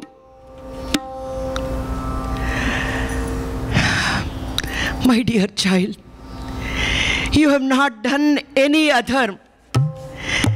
You have not done any adharma. I also feel sad that you have to go through so much of injustice and so much of suffering. I know that. But I am helpless, Yudhishthira. I cannot come and fight with you on your side. Neither I have the power to stop this war. But my grandchild, I can assure you this. You come to me. When you come to me for help, I will give you at the right time, the right advice, the right kind of help, my child. Vijayi Bhava, Vijayi Bhava, Vijayi Bhava. Krishna nods his head. His job is done. Yudhishthira comes back and sits down. And Krishna now looks at Arjuna. Arjuna, let's go.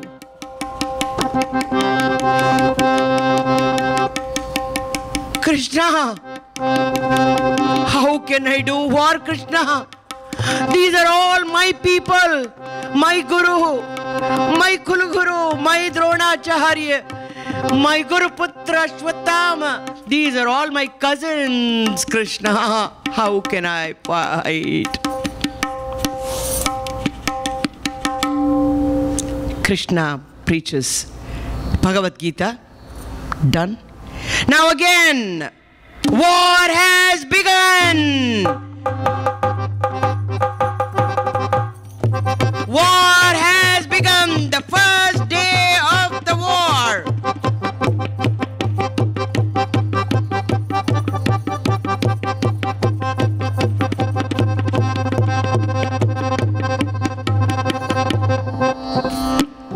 Kauravas have won the first day. Second day, the war has begun. Now, Bhishma Pitama makes his Kaurava Sainya stand in Mahavyuha format.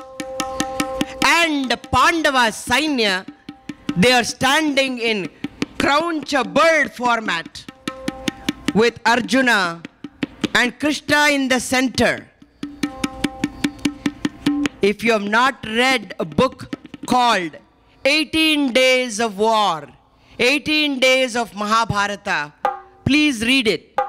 Every inch by inch by inch, who stood where, who stood against who, what kind of formations each day the chief of Sainya, chief Senadipatis, they do in making their armies stand in different formats to capture the enemy.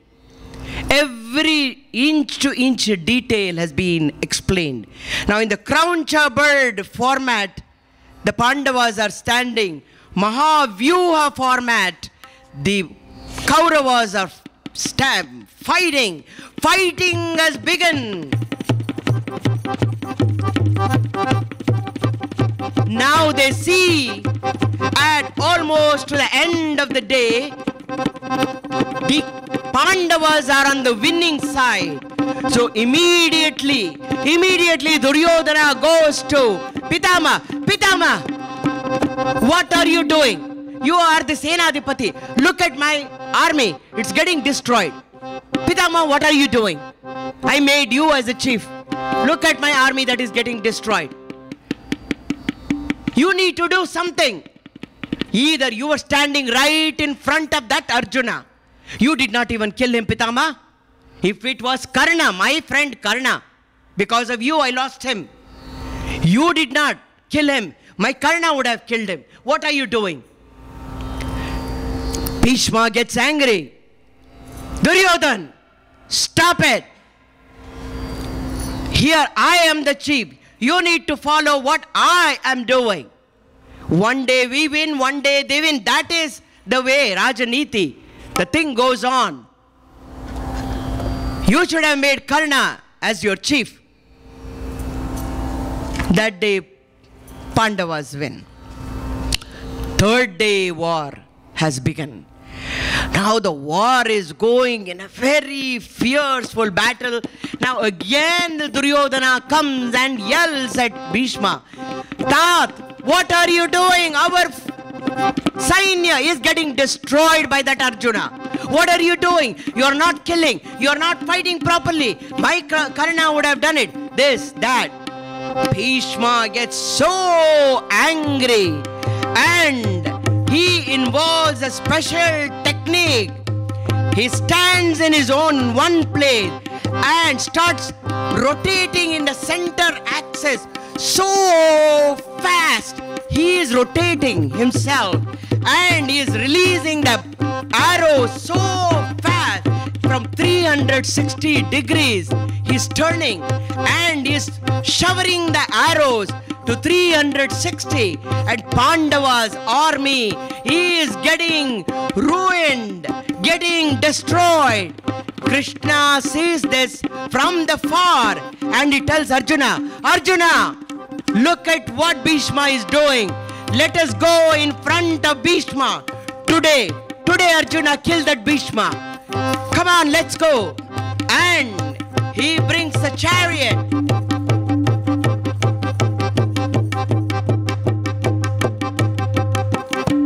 Arjuna, look at Bhishma.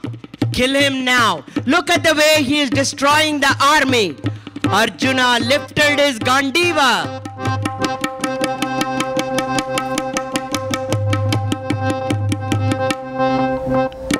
He is aiming at Pitama's bow. The bow breaks and Pitama picks up another bow.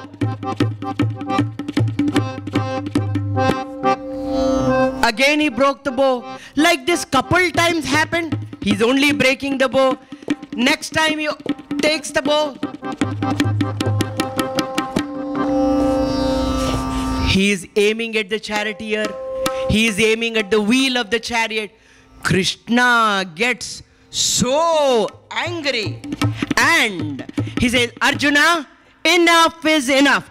I told you how to fight, when to fight, that to kill Bhishma. You are not doing. You are killing the charioteer, you are breaking his bow, your aiming is on the wheel. But not at Bhishma. If you love your enemy, how can you fight? What did I teach you before the war? Everything, you've forgotten everything, Arjuna. Enough of fighting. You don't even remember your oath. I will take the weapon in my hand today. I will kill everybody. I will kill that Bhishma and that Dronacharya and that Ashwatthama and that Kripacharya. Everybody I'm going to kill. I am going to do it, Arjuna. I don't need you. I don't need you.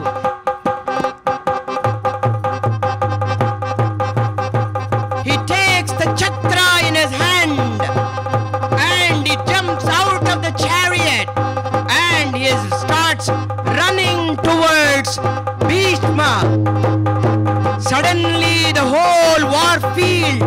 lit up like as though millions of suns.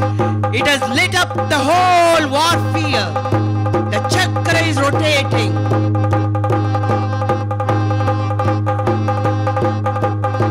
Krishna is angry and Bhishma continues to shower arrows.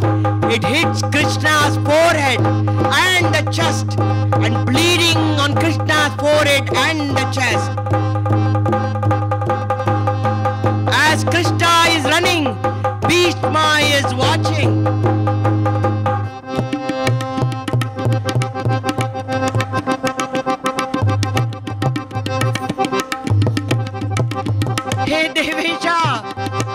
Hey Devesha, Krishna Jagannivasa, Chakrapahane, you are giving me the darshan of being a Chakradhari. Oh Krishna, oh Pahi Maham, Pahi Mam, Pahi Mam. Krishna, I had taken an oath that I will make you hold the weapon, but you had taken the oath not to hold any weapon, but just for my sake, for this devotee's sake. Krishna, you took the weapon, you forgot your own oath. For this Pamaran, you have come. Krishna, you are giving me the darshan. Krishna, come Krishna, kill me with your Sudarshana Chakra, and I will go to Moksham. Namo Namaha, Namo Namaha. Bhishma did not forget this beautiful scene for the next 65 days. The whole earth was shaking with Krishna's weight. Arjuna jumped from his chariot, came and held on to Krishna. Stop! I will follow your words, Krishna. Don't kill my Pitama. Don't kill. I will take care of the army. I will listen to you, Krishna. Stop! Stop! Stop! Bhishma is saying, Krishna, tell me, Madhava, are you hurt? Are you hurt with my arrows? You are bleeding, Krishna. Are you angry, Krishna? Madhava, tavisai krodha. Madhava tavisai krodha. Madhava tavisai krodha, krodha. Madhava tavisai krodha. Sadhu vanditane saku sakinne. Madhava tavisai krodha, krodha. Madhava tavisai krodha. Veda gochara येरु रथवनो साधिपेनाजया शत्रुवमर्धिसि क्रोधमाणो जगदाधारनीनु Madhav तविसै क्रोधा क्रोधा Madhav तविसै क्रोधा Madhav तविसै क्रोधा Madhav तविसै क्रोधा. Madhava, are you angry with me, Madhava? Are you angry with me?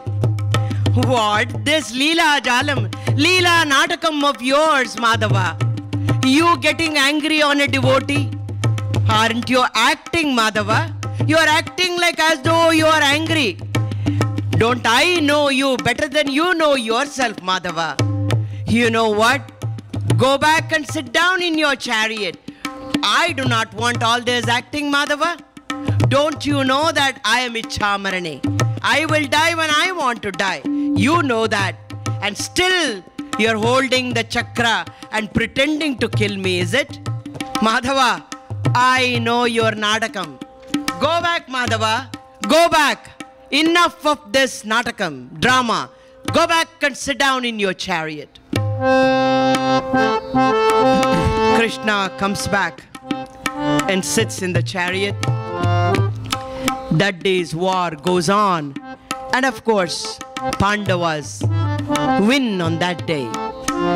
Like this 4th, 5th, 6th, 7th, 8th, 9th day goes on. Ninth day, Yudhishthira comes to know Pandavas are losing. They have lost half of their army already. So they are losing. So he comes to Krishna and says, Madhava, I know we are losing. It is better to stop the war. We accept the defeat and we'll go back to the forest. We do not want to continue the war, Madhava. Look at the way Bhishma Pitama is killing our army. Our Sainya is getting eliminated like anything. So we do not want. We are losing. Pitama is going to destroy in 2 days our whole army. We cannot win. So Krishna says, Yudhishthira, I was waiting for you to come. You never came before. Never asked me suggestion. You said, without Pitamaha's help, you cannot win this war? Yes, that is correct. Remember on the first day what he said? Come to me and ask me for help. I will give you. This is the time. Let's go. That night, on the 9th day of the war night, midnight, Krishna takes Yudhishthira to the camp of Bheeshmacharya. As soon as the bodyguard comes and tells that Krishna has come with Yudhishthira, immediately Bheeshmacharya knows why Krishna has come. He invites them. Yudhishthira comes and falls to the feet of Pitama. Tata, tell us, if we do not have any right on the throne, Tata, we are going back right now to the forest. We will accept the defeat. We do not want to fight anymore. Grandfather, tell us that we are doing adharma. Tell us that we do not have any right on the throne. We are going to go back. Pitama, you are destroying our army. We are losing, Pitama. Didn't we grow up on your lap, Pitama? Only those Kauravas, did they grow up on your lap? So, Pitama, what do we do? What do we do, Pitama? That day you told us, Vijayi Bhava, where is our victory? You are destroying us. Tell us what to do. Krishna says, Bhishma, tell them what you are supposed to do, what they are supposed to do. You are favoring Kauravas, only those children you are favoring. You said you are not going to favor anybody. You are favoring them. What about these children?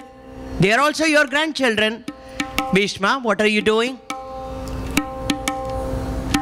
Madhava, I am already hurt so much. Please, you know everything, Madhava. You know, Krishna, everything. But why? Why are you hurting me with your words, Krishna?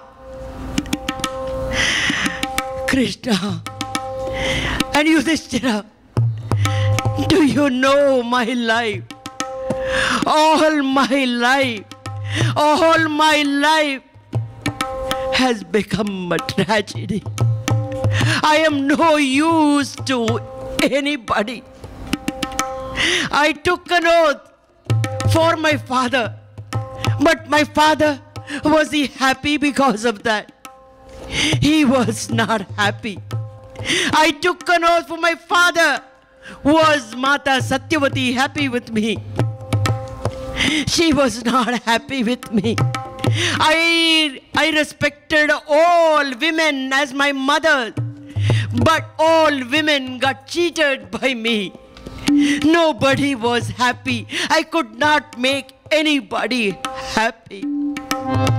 I waited for children. I longed for children in our palace. But when I longed for it, what did I get? A blind child, a sick child. And that Amba's incident, for no fault of mine, that woman's life got ruined. Ambika and Ambalika's life, they became widows at a very young age. And again, I was very happy. I got the children, 100 Kauravas and 5 Pandavas. I thought I was very, very happy. But what happened right from the beginning? Pandavas and Kauravas, you hated each other, tried to kill each other, and I was in sorrow. I was in sorrow all my life. And today we are standing here. My own grandchildren are fighting and killing each other. What is my life? I was never happy in my life. I never made anybody happy. What's the use? What is the use and the purpose of my life?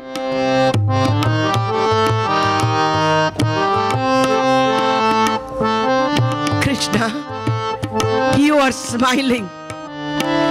You smiled, Krishna, when I said, what is the purpose of my life? Understood, Krishna. Understood. Yudhishthira, tomorrow, the 10th day, will be the last day that I would be fighting. Go bring that Shikandi, and tomorrow make her come in front of me and stand. And Arjuna, you kill me with your arrows. Vijayi Bhava, Vijayi Bhava, Vijayi Bhava.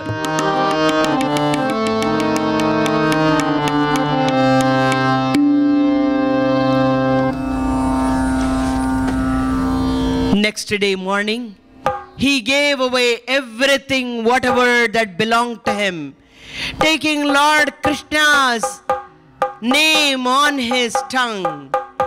He took the chariot and he told the charioteer, take me where Lord Krishna's chariot is there.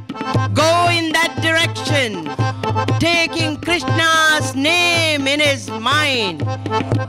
Kuru bhungyoga karma nijam niyatam hari pada vinamra diya sadam hari reva paro hari reva gurur hari reva jagat pitra matra gatihi nata tosya param jagatidya tamam paramatma radha purushottama tadalam mahuloka vichindanaya pravanam guru mana samisha pade shrutamala satya vaja paramam chavadheri damuchchida bahuyugam nare paramo nare paradar sadhu sarvajidatma gana.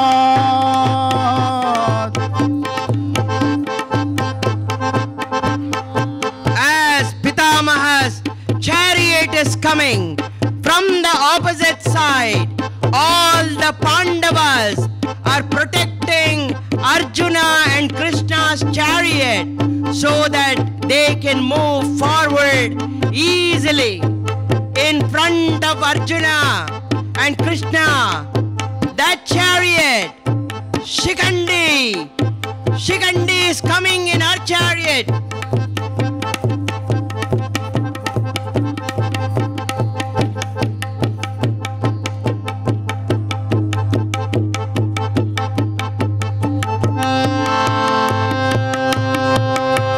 Bhishma saw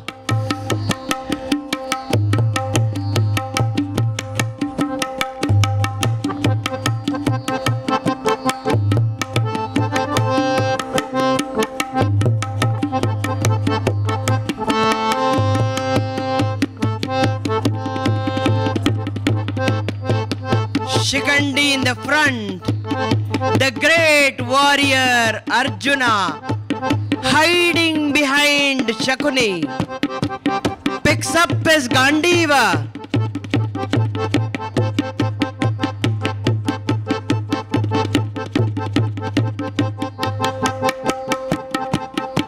ತೊಡುವಾಗ ಒಂದು ಸೆಳೆಯುವಾಗ 10 ಜಿಗಿಯುವಾಗ 100 ಮುಟ್ಟುವಾಗ ಲಕ್ಷೋಪಲಕ್ಷ.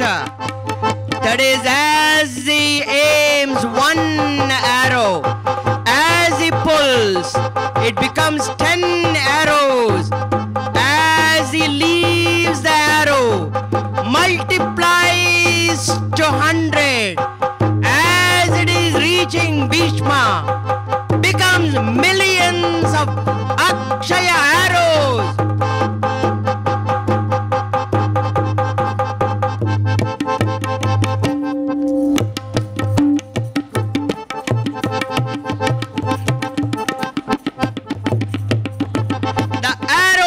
Falling on Bhishma, Krishna, Madhava, Govinda, Sri Hare, Madhava, Govinda, Narayana, Sri Hare, Sri Hare, Suryodhana.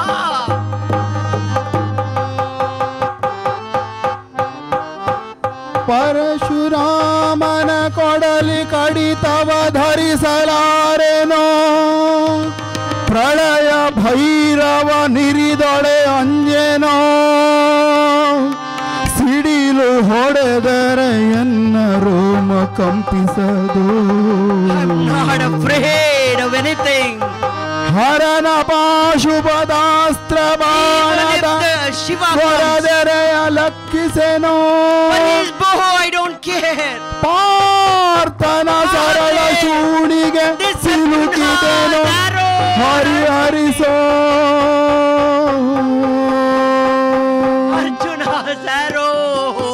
ಹರಿಯ ಕೌಮೋದಕಿಯ ಹೊಯ್ಯನು ಬೆರಳಲಾನುವೆ, ಪಾರ್ಥನ ಹಿರಿಯ ಬಾಣದಿ ನೊಂದೆನೈ, Suyodhana ಬಿಡಿಸೆನ್ನ, Suyodhana ಬಿಡಿಸೆನ್ನ. You made me do this. You Suryodhana, you made me do this. And every inch of his body is getting hit with the arrows.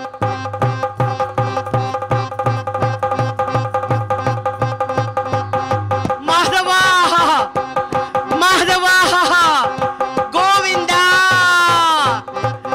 Narayana, Sri Hare.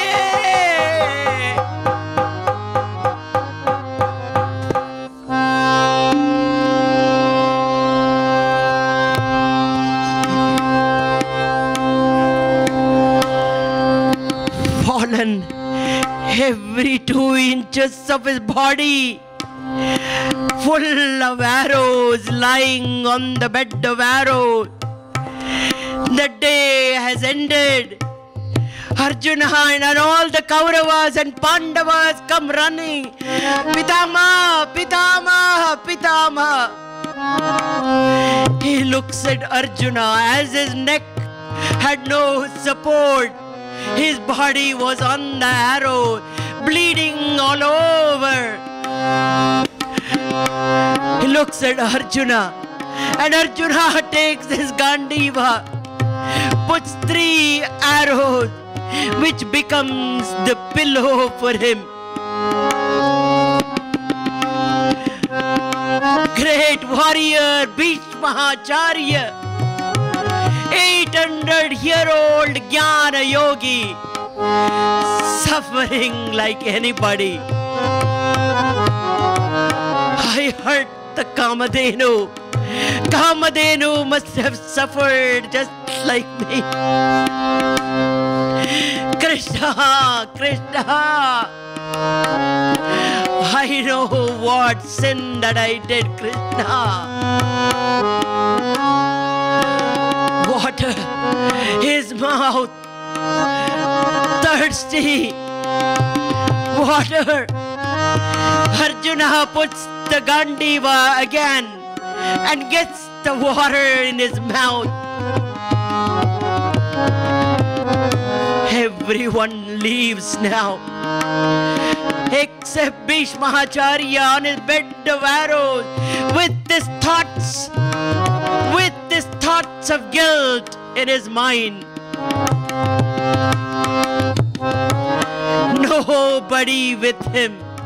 The great warrior, the great yogi, the great devotee of Krishna, lying all by himself.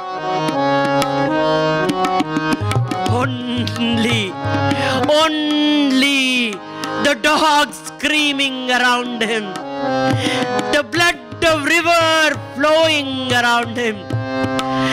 He is the only one who is alive in the war field with millions of dead bodies around him.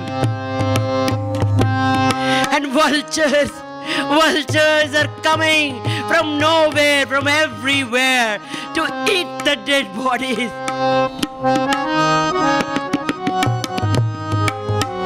What did I do? Krishna, what did I do?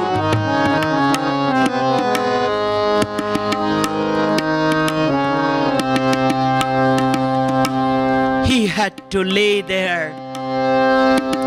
He had to lay there.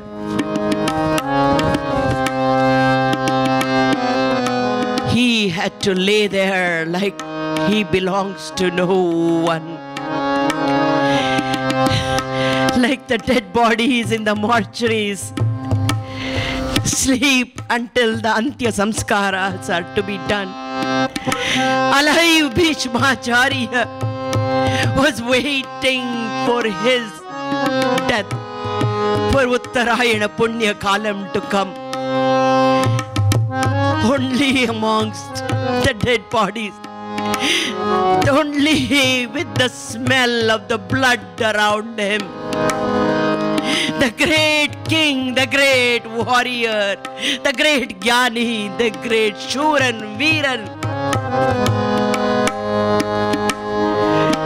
The war went on despite of this. The life went on, the war went on under Guru Dronacharya in the lead and Karna in the lead. Everybody lost. 18th day has come. Everybody is dead except Duryodhana and Ashwatthama. Now Duryodhana comes to Pitama. Bakanda Bamagane Bayanna Manadane Bhishma calls Duryodhana. Bakanda, Munidudeyanade come my child. Suyodhana come. Payanna manadane avidhiye ninagin. Did I do the right thing? Munidudeyanade. Did I cheat you, Duryodhana? Did I cheat you, Duryodhana, my child? You're my grandchild too, Duryodhana. Did I cheat you, my child? Did I cheat you? Suyodhana, come, Suyodhana, come. What do you need, my child? What do you need? Pitama, I have not come here. I have not come here to save me. For you to save me, Pitama. I am still confident. Ashwatthama is there. I will survive. I will win, Pitama. Kuru dynasty is mine. Kuru Simhasan is mine, Pitama. I will win. I will win. I have not come here for anything, Pitama. All you tell me is I need to hide somewhere. I need to rest my body. It's all wounded. I need to rest. I need to hide somewhere until my wounds heal. Then I'll come back and I'll fight with those Pandavas again. But you need to tell me, Pitama, where I can go and hide, where no one can find me. Even those Pandavas cannot find me. Pitama, tell me where I can hide. and how I can hide. Bhishma tells him, gives him Jalastambhana mantra and tells him to go and hide underneath of Dvaipayana Sarovar. Nobody knows where Duryodhana is, except Lord Krishna. He brings the Pandavas right there to Dvaipayana Sarovar and tells Bhishma, Krishna tells Bhima, Bhima, call Duryodhana out, he is hiding inside. Before that, Dharmaja calls him. Hey Duryodhan, we know that you are hiding. Come out like a Kshatriya. Let us have another fight. Let us have another fight. Again, I will give you a chance. Krishna is telling, what is this, Dharmaja? We just finished all the war and so many innocent people got killed. Now you want him to come and fight with you? Dharmaja continuing, come, let us fight. And you can choose out of 5 Pandavas, whoever you want to fight with. Krishna goes again. This Dharmaja does not understand. What if he picks other than Bhim? If he picks anybody else, he is going to win. But at this time, again, Krishna's Nimitta Matra, Duryodhan says, Dharmaja, I will come out and fight, but I need dharma, fighting with dharma. Now, Bhima interferes. What? You want fight with dharma? You want the dharma during the fight? What happened to that dharma when you were gambling? When you were cheating us on the dice game? What happened with your dharma? You pulled Draupadi's garment. What happened to your dharma then? In that wax house, you tried to kill us. What happened to your dharma then? When you all killed Abhimanyu, what happened to your dharma? Tell me what happened to your dharma. You want dharma fight now? Are you coming now out? Or I can drink this whole lake's water in one sip. I will pull you out and I will kill you. When Bhima calls out, Duryodhana with rage, he comes out. Gada Yuddha begins. And Gada Yuddha happens between Bhima and Duryodhana. A very long time. And Duryodhana is very strong. He has trained his body. And due to a Varadan below his waist, he is extremely like a steel, like Vajram. He is fighting. Now Krishna knows the way the fighting is going on. Bhima will not win. He calls Arjuna and says, Arjuna, remind Bhima about his oath. Remind Bhima about his oath. Arjuna runs around them and Bhima, your oath. Bhima, your oath. Bhima, your oath. Your oath. Your oath.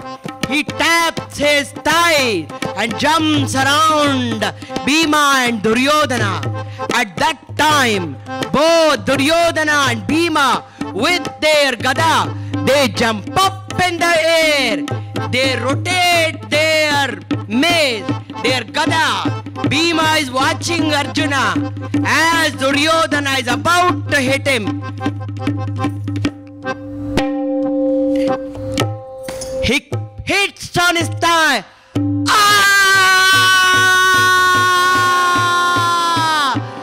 Bhima hits on his thigh. Duryodhana screaming with pain.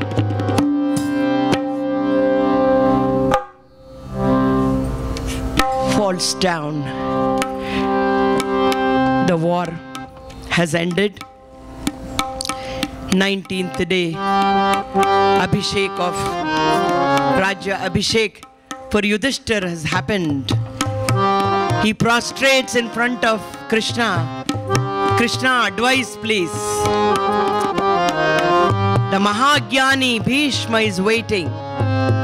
You go and take all the Jnanam that he has. He is a Mahagyani. Take all the knowledge from him. Everyone goes there.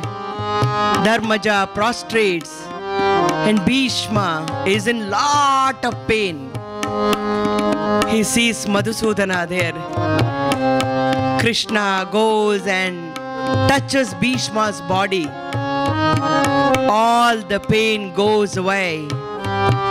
And he preaches Rajaniti, Rajadharma, Stri Dharma, Niti Dharma in length. He preaches and he gives Yudhishthira all the knowledge. Yudhishthira asks, Pitama, I became the Chakravarti for this land. But nobody, everybody has been killed, Pitama.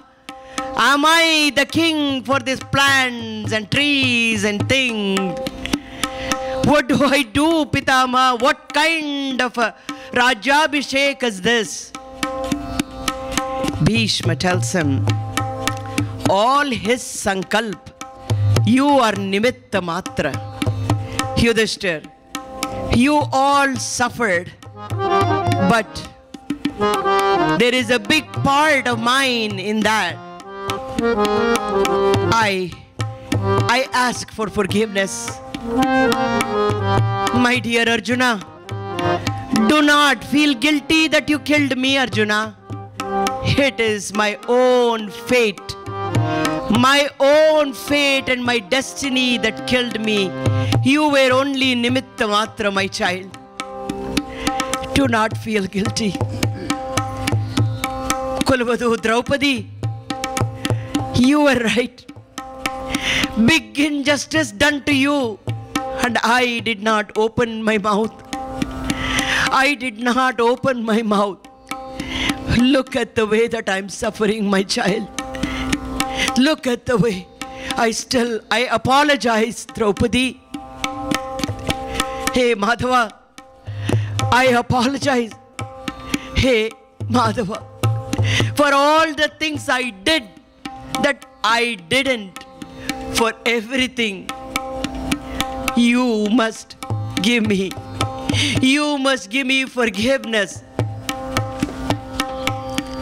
Then he preaches, Lord Narayana, Lord Vishnu, it's all his plan, it's all him. He preaches Vishnu Sahasranama. Yudhishthira asks questions. Kimekam Daivatam Loke. Who is the greatest God of all? Kim Vapyekam Parayanam. Who is the one who is the refuge of all, Pitama? Stuvantah Kam Kamarchanta. Who is by glorifying whom? Whom? Who should we glorify? Kamarchanta prapno yarmana vashubham. By doing archana to whom, Pitama? We get auspiciousness. Ko dharma sarva dharmana, Pitama. Which is the greatest dharma? Pitama. Kim japan muchyate jantur janma samsara bandhanat. By worshipping whom we can cross this samsara, Pitama. Pitama answers and tells the answers during in the Vishnu Sahasranama, in the answers to all these questions to Yudhishthira. Believe in him. Take refuge in him. Take Sharanagati in him. He is Govinda. He is everything. Narayana is everything. On Uttarayana Punyakalam, he asked Krishna for permission to leave the body.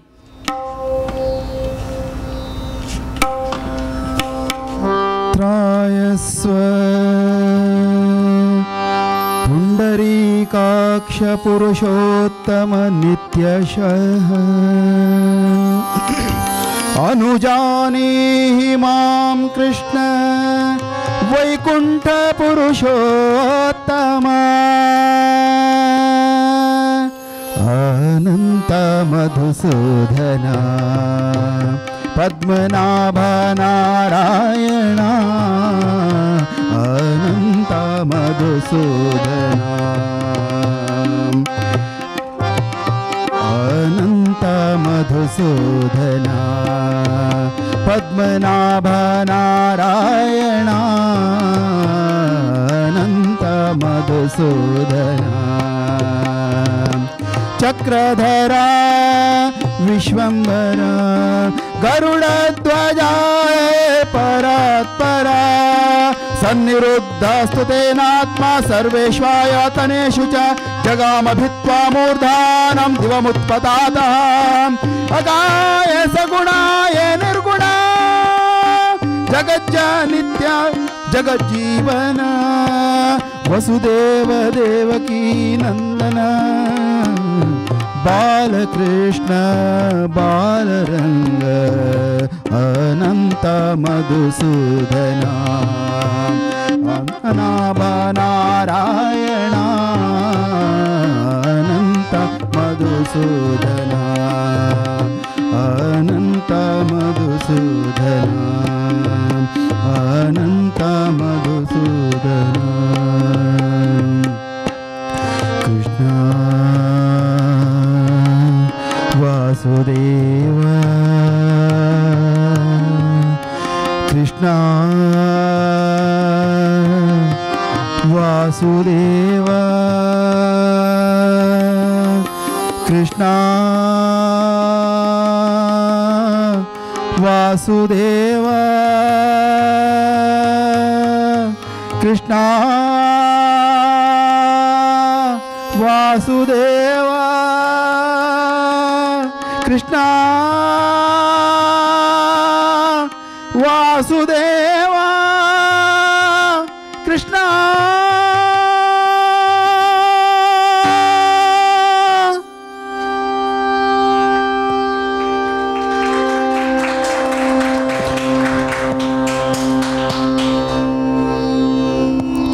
ಅಕ್ರೂರಗೊಲಿದ ತ್ರಿವಿಕ್ರಮಗೆ ನಕ್ರನಿಗೆಲಿದ ಪರಾಕ್ರಮಿಗೆ ಅಕ್ರೂರಗೊಲಿದ ತ್ರಿವಿಕ್ರಮಗೆ ನಕ್ರನಿಗೊಲಿದ ತ್ರಿಮನಿಗೆ ಶಕ್ರನ ಗರ್ವಪಹಾರವ ಮಾಡಿದ ಶುಕ್ರನ ಶಿಷ್ಯನ ಗೆಲಿದವಗೆ ಜ್ಞೇಯ ಪಡೆದ ಶ್ರೀರಂಗನಿಗೆ ರಂಗು ಮಾಣಿಕ ದುಂಗುರದವಗೆ ಭೃಂಗ ಕುಂತಳೆಯರ ವ್ರತವನೆ ಕೆಡಿಸಿದ ಅಂಗಜನಯ್ಯ ಶುಭಾಂಗನಿಗೆ ಅಂಗಜನಯ್ಯ ಶುಭಾಂಗನಿಗೆ ಅಂಗಜನಯ್ಯ ಶುಭಾಂಗನಿಗೆ ಮಂಗಳಂ ಜಯ ಮಂಗಳಂ ಶುಭ ಮಂಗಳಂ ಕಾಯೇನ ವಾಚಾ ಮನಸೇಂದ್ರಿಯೈರ್ವಾ ಬುದ್ಧಾತ್ಮನಾ ವಾ ಪ್ರಕೃತೆ ಸ್ವಭಾವ ಕರೋಮಿ ಯದ್ಯತ್ ಸಕಲಂ ಪರಸ್ಮೈ ನಾರಾಯಣಾಯೇತಿ ಸಮರ್ಪಯಾಮಿ ನಾರಾಯಣಾಯೇತಿ ಸಮರ್ಪಯಾಮಿ ನಾರಾಯಣಾಯೇತಿ ಸಮರ್ಪಯಾಮಿ ಶ್ರೀಮದ್ ರಮಾರಮಣ Govinda Govinda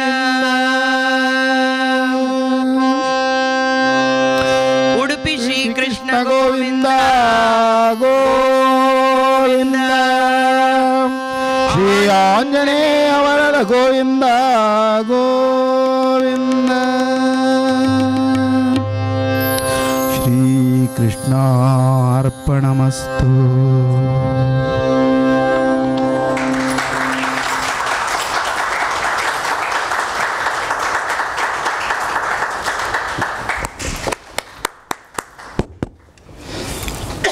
Today we witnessed a multifaceted, a very versatile artist whose expressions took us to the scene of the event.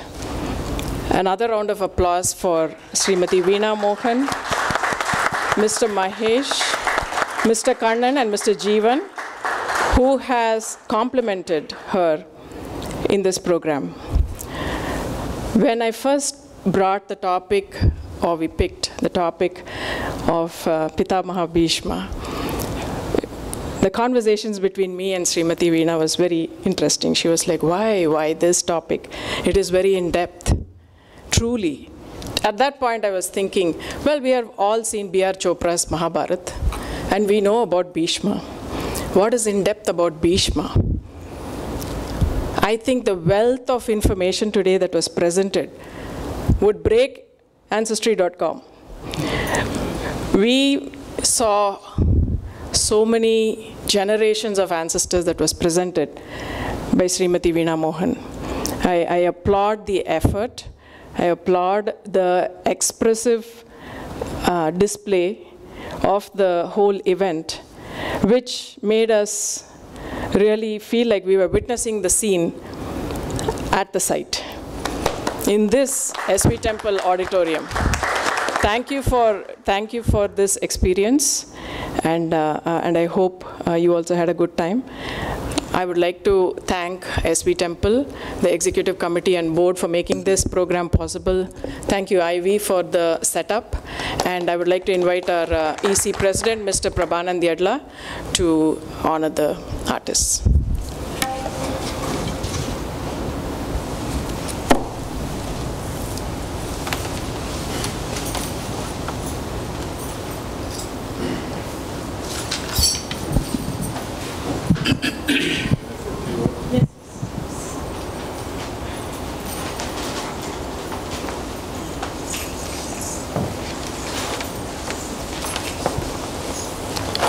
I want to say a few words about today's program. By the end, Veena Mohan Garu has reflected as Lord Krishna. Her name is Veena. We felt like the Krishna Gatha was sung with Veena, the Mohan's Veena, the Mohan song by Veena. That means I felt like, as my cultural chair said, we are seeing B.R. Chopra's Krishna here, a form of storytelling. We felt really, it is really an active story is happening, and you articulated Bhishma and Krishna simultaneously. That was awesome. Give a big, that's the greatest vocabulary, presentation, bhava, abhinava, everything you did in one. Really, I was amazed by sitting there, how you are doing that. Means somebody is there in you at that moment you are doing. You are not the same person after the show, during the show. That's what we felt. Really, this type of thing should happen in the temple, and artists should be supported by temples, by many people. Really, each one of you, when you are giving the drums, really we felt it is Mahabharata, war is going on the background, and the songs sung by very well with your raga. Pajyams we call in Telugu, but in Kannada what you call them? Same? Pajyams, yeah? And the harmony also to give the melody, to the emotion to your singing. Really, it is a great team effort. Thank you very much. We were humbled by your presentation. Yes, these things, I don't know how you will transfer this knowledge to younger generations, but younger generations should also take and learn from you. These are very awesome. Thank you very much for coming to Pittsburgh Temple and giving this wonderful performance. Thank you very much. Thank you. Give a big applause. Thank you one and all for coming. I know with Pittsburgh being buzzed with so many activities, it's hard to get audience. I know. We understand, because there are so many activities that goes on. But Lord Krishna was present here with all of you. So, you know, we felt the auditorium was full and everybody was enjoying. Thank you each and every one of you for giving us that feeling. Thank you very much. And like as we said, we travel around in the United States with the only intention of preserving this art form begging for encouragement, recognition for this art form. All I ask is, please spread the word, and not for us, but for the sake of the art form. And our next katha is going to be probably in Atlanta, Georgia. We are doing it on Swami Chinmayananda. That will be our third presentation. Hopefully that the dates will work out in Georgia. And Staten Island, New York, we are going to do Murugan Kalyanam next. That's coming up. So like that, a couple of programs are lined up. And we do a Facebook live streaming and YouTube live streaming. There will be a lot of people on Facebook today watching. Thank you, the temple, for giving us this wonderful opportunity. Wonderful. It's a blessing to do in a very positive vibration environment. Because, like, as you said, Bhagavan is present here. So, it is a bhagyam for us to do it. Thank you, one and all.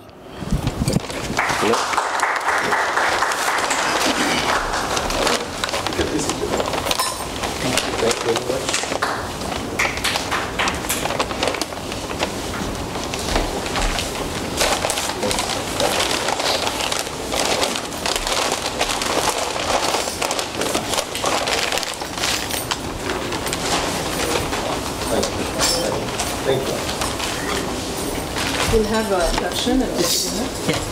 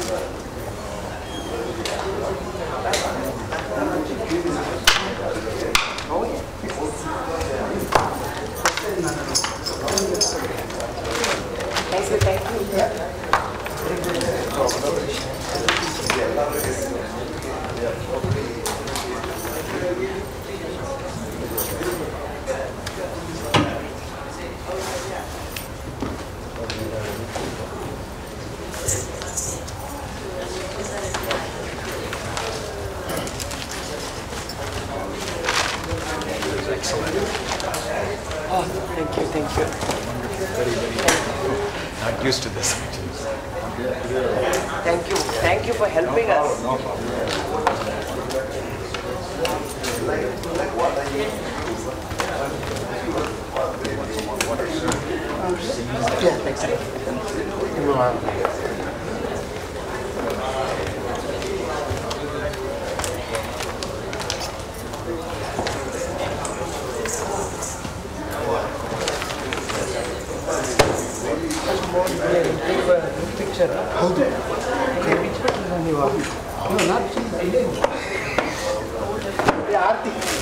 Aarti. Picture.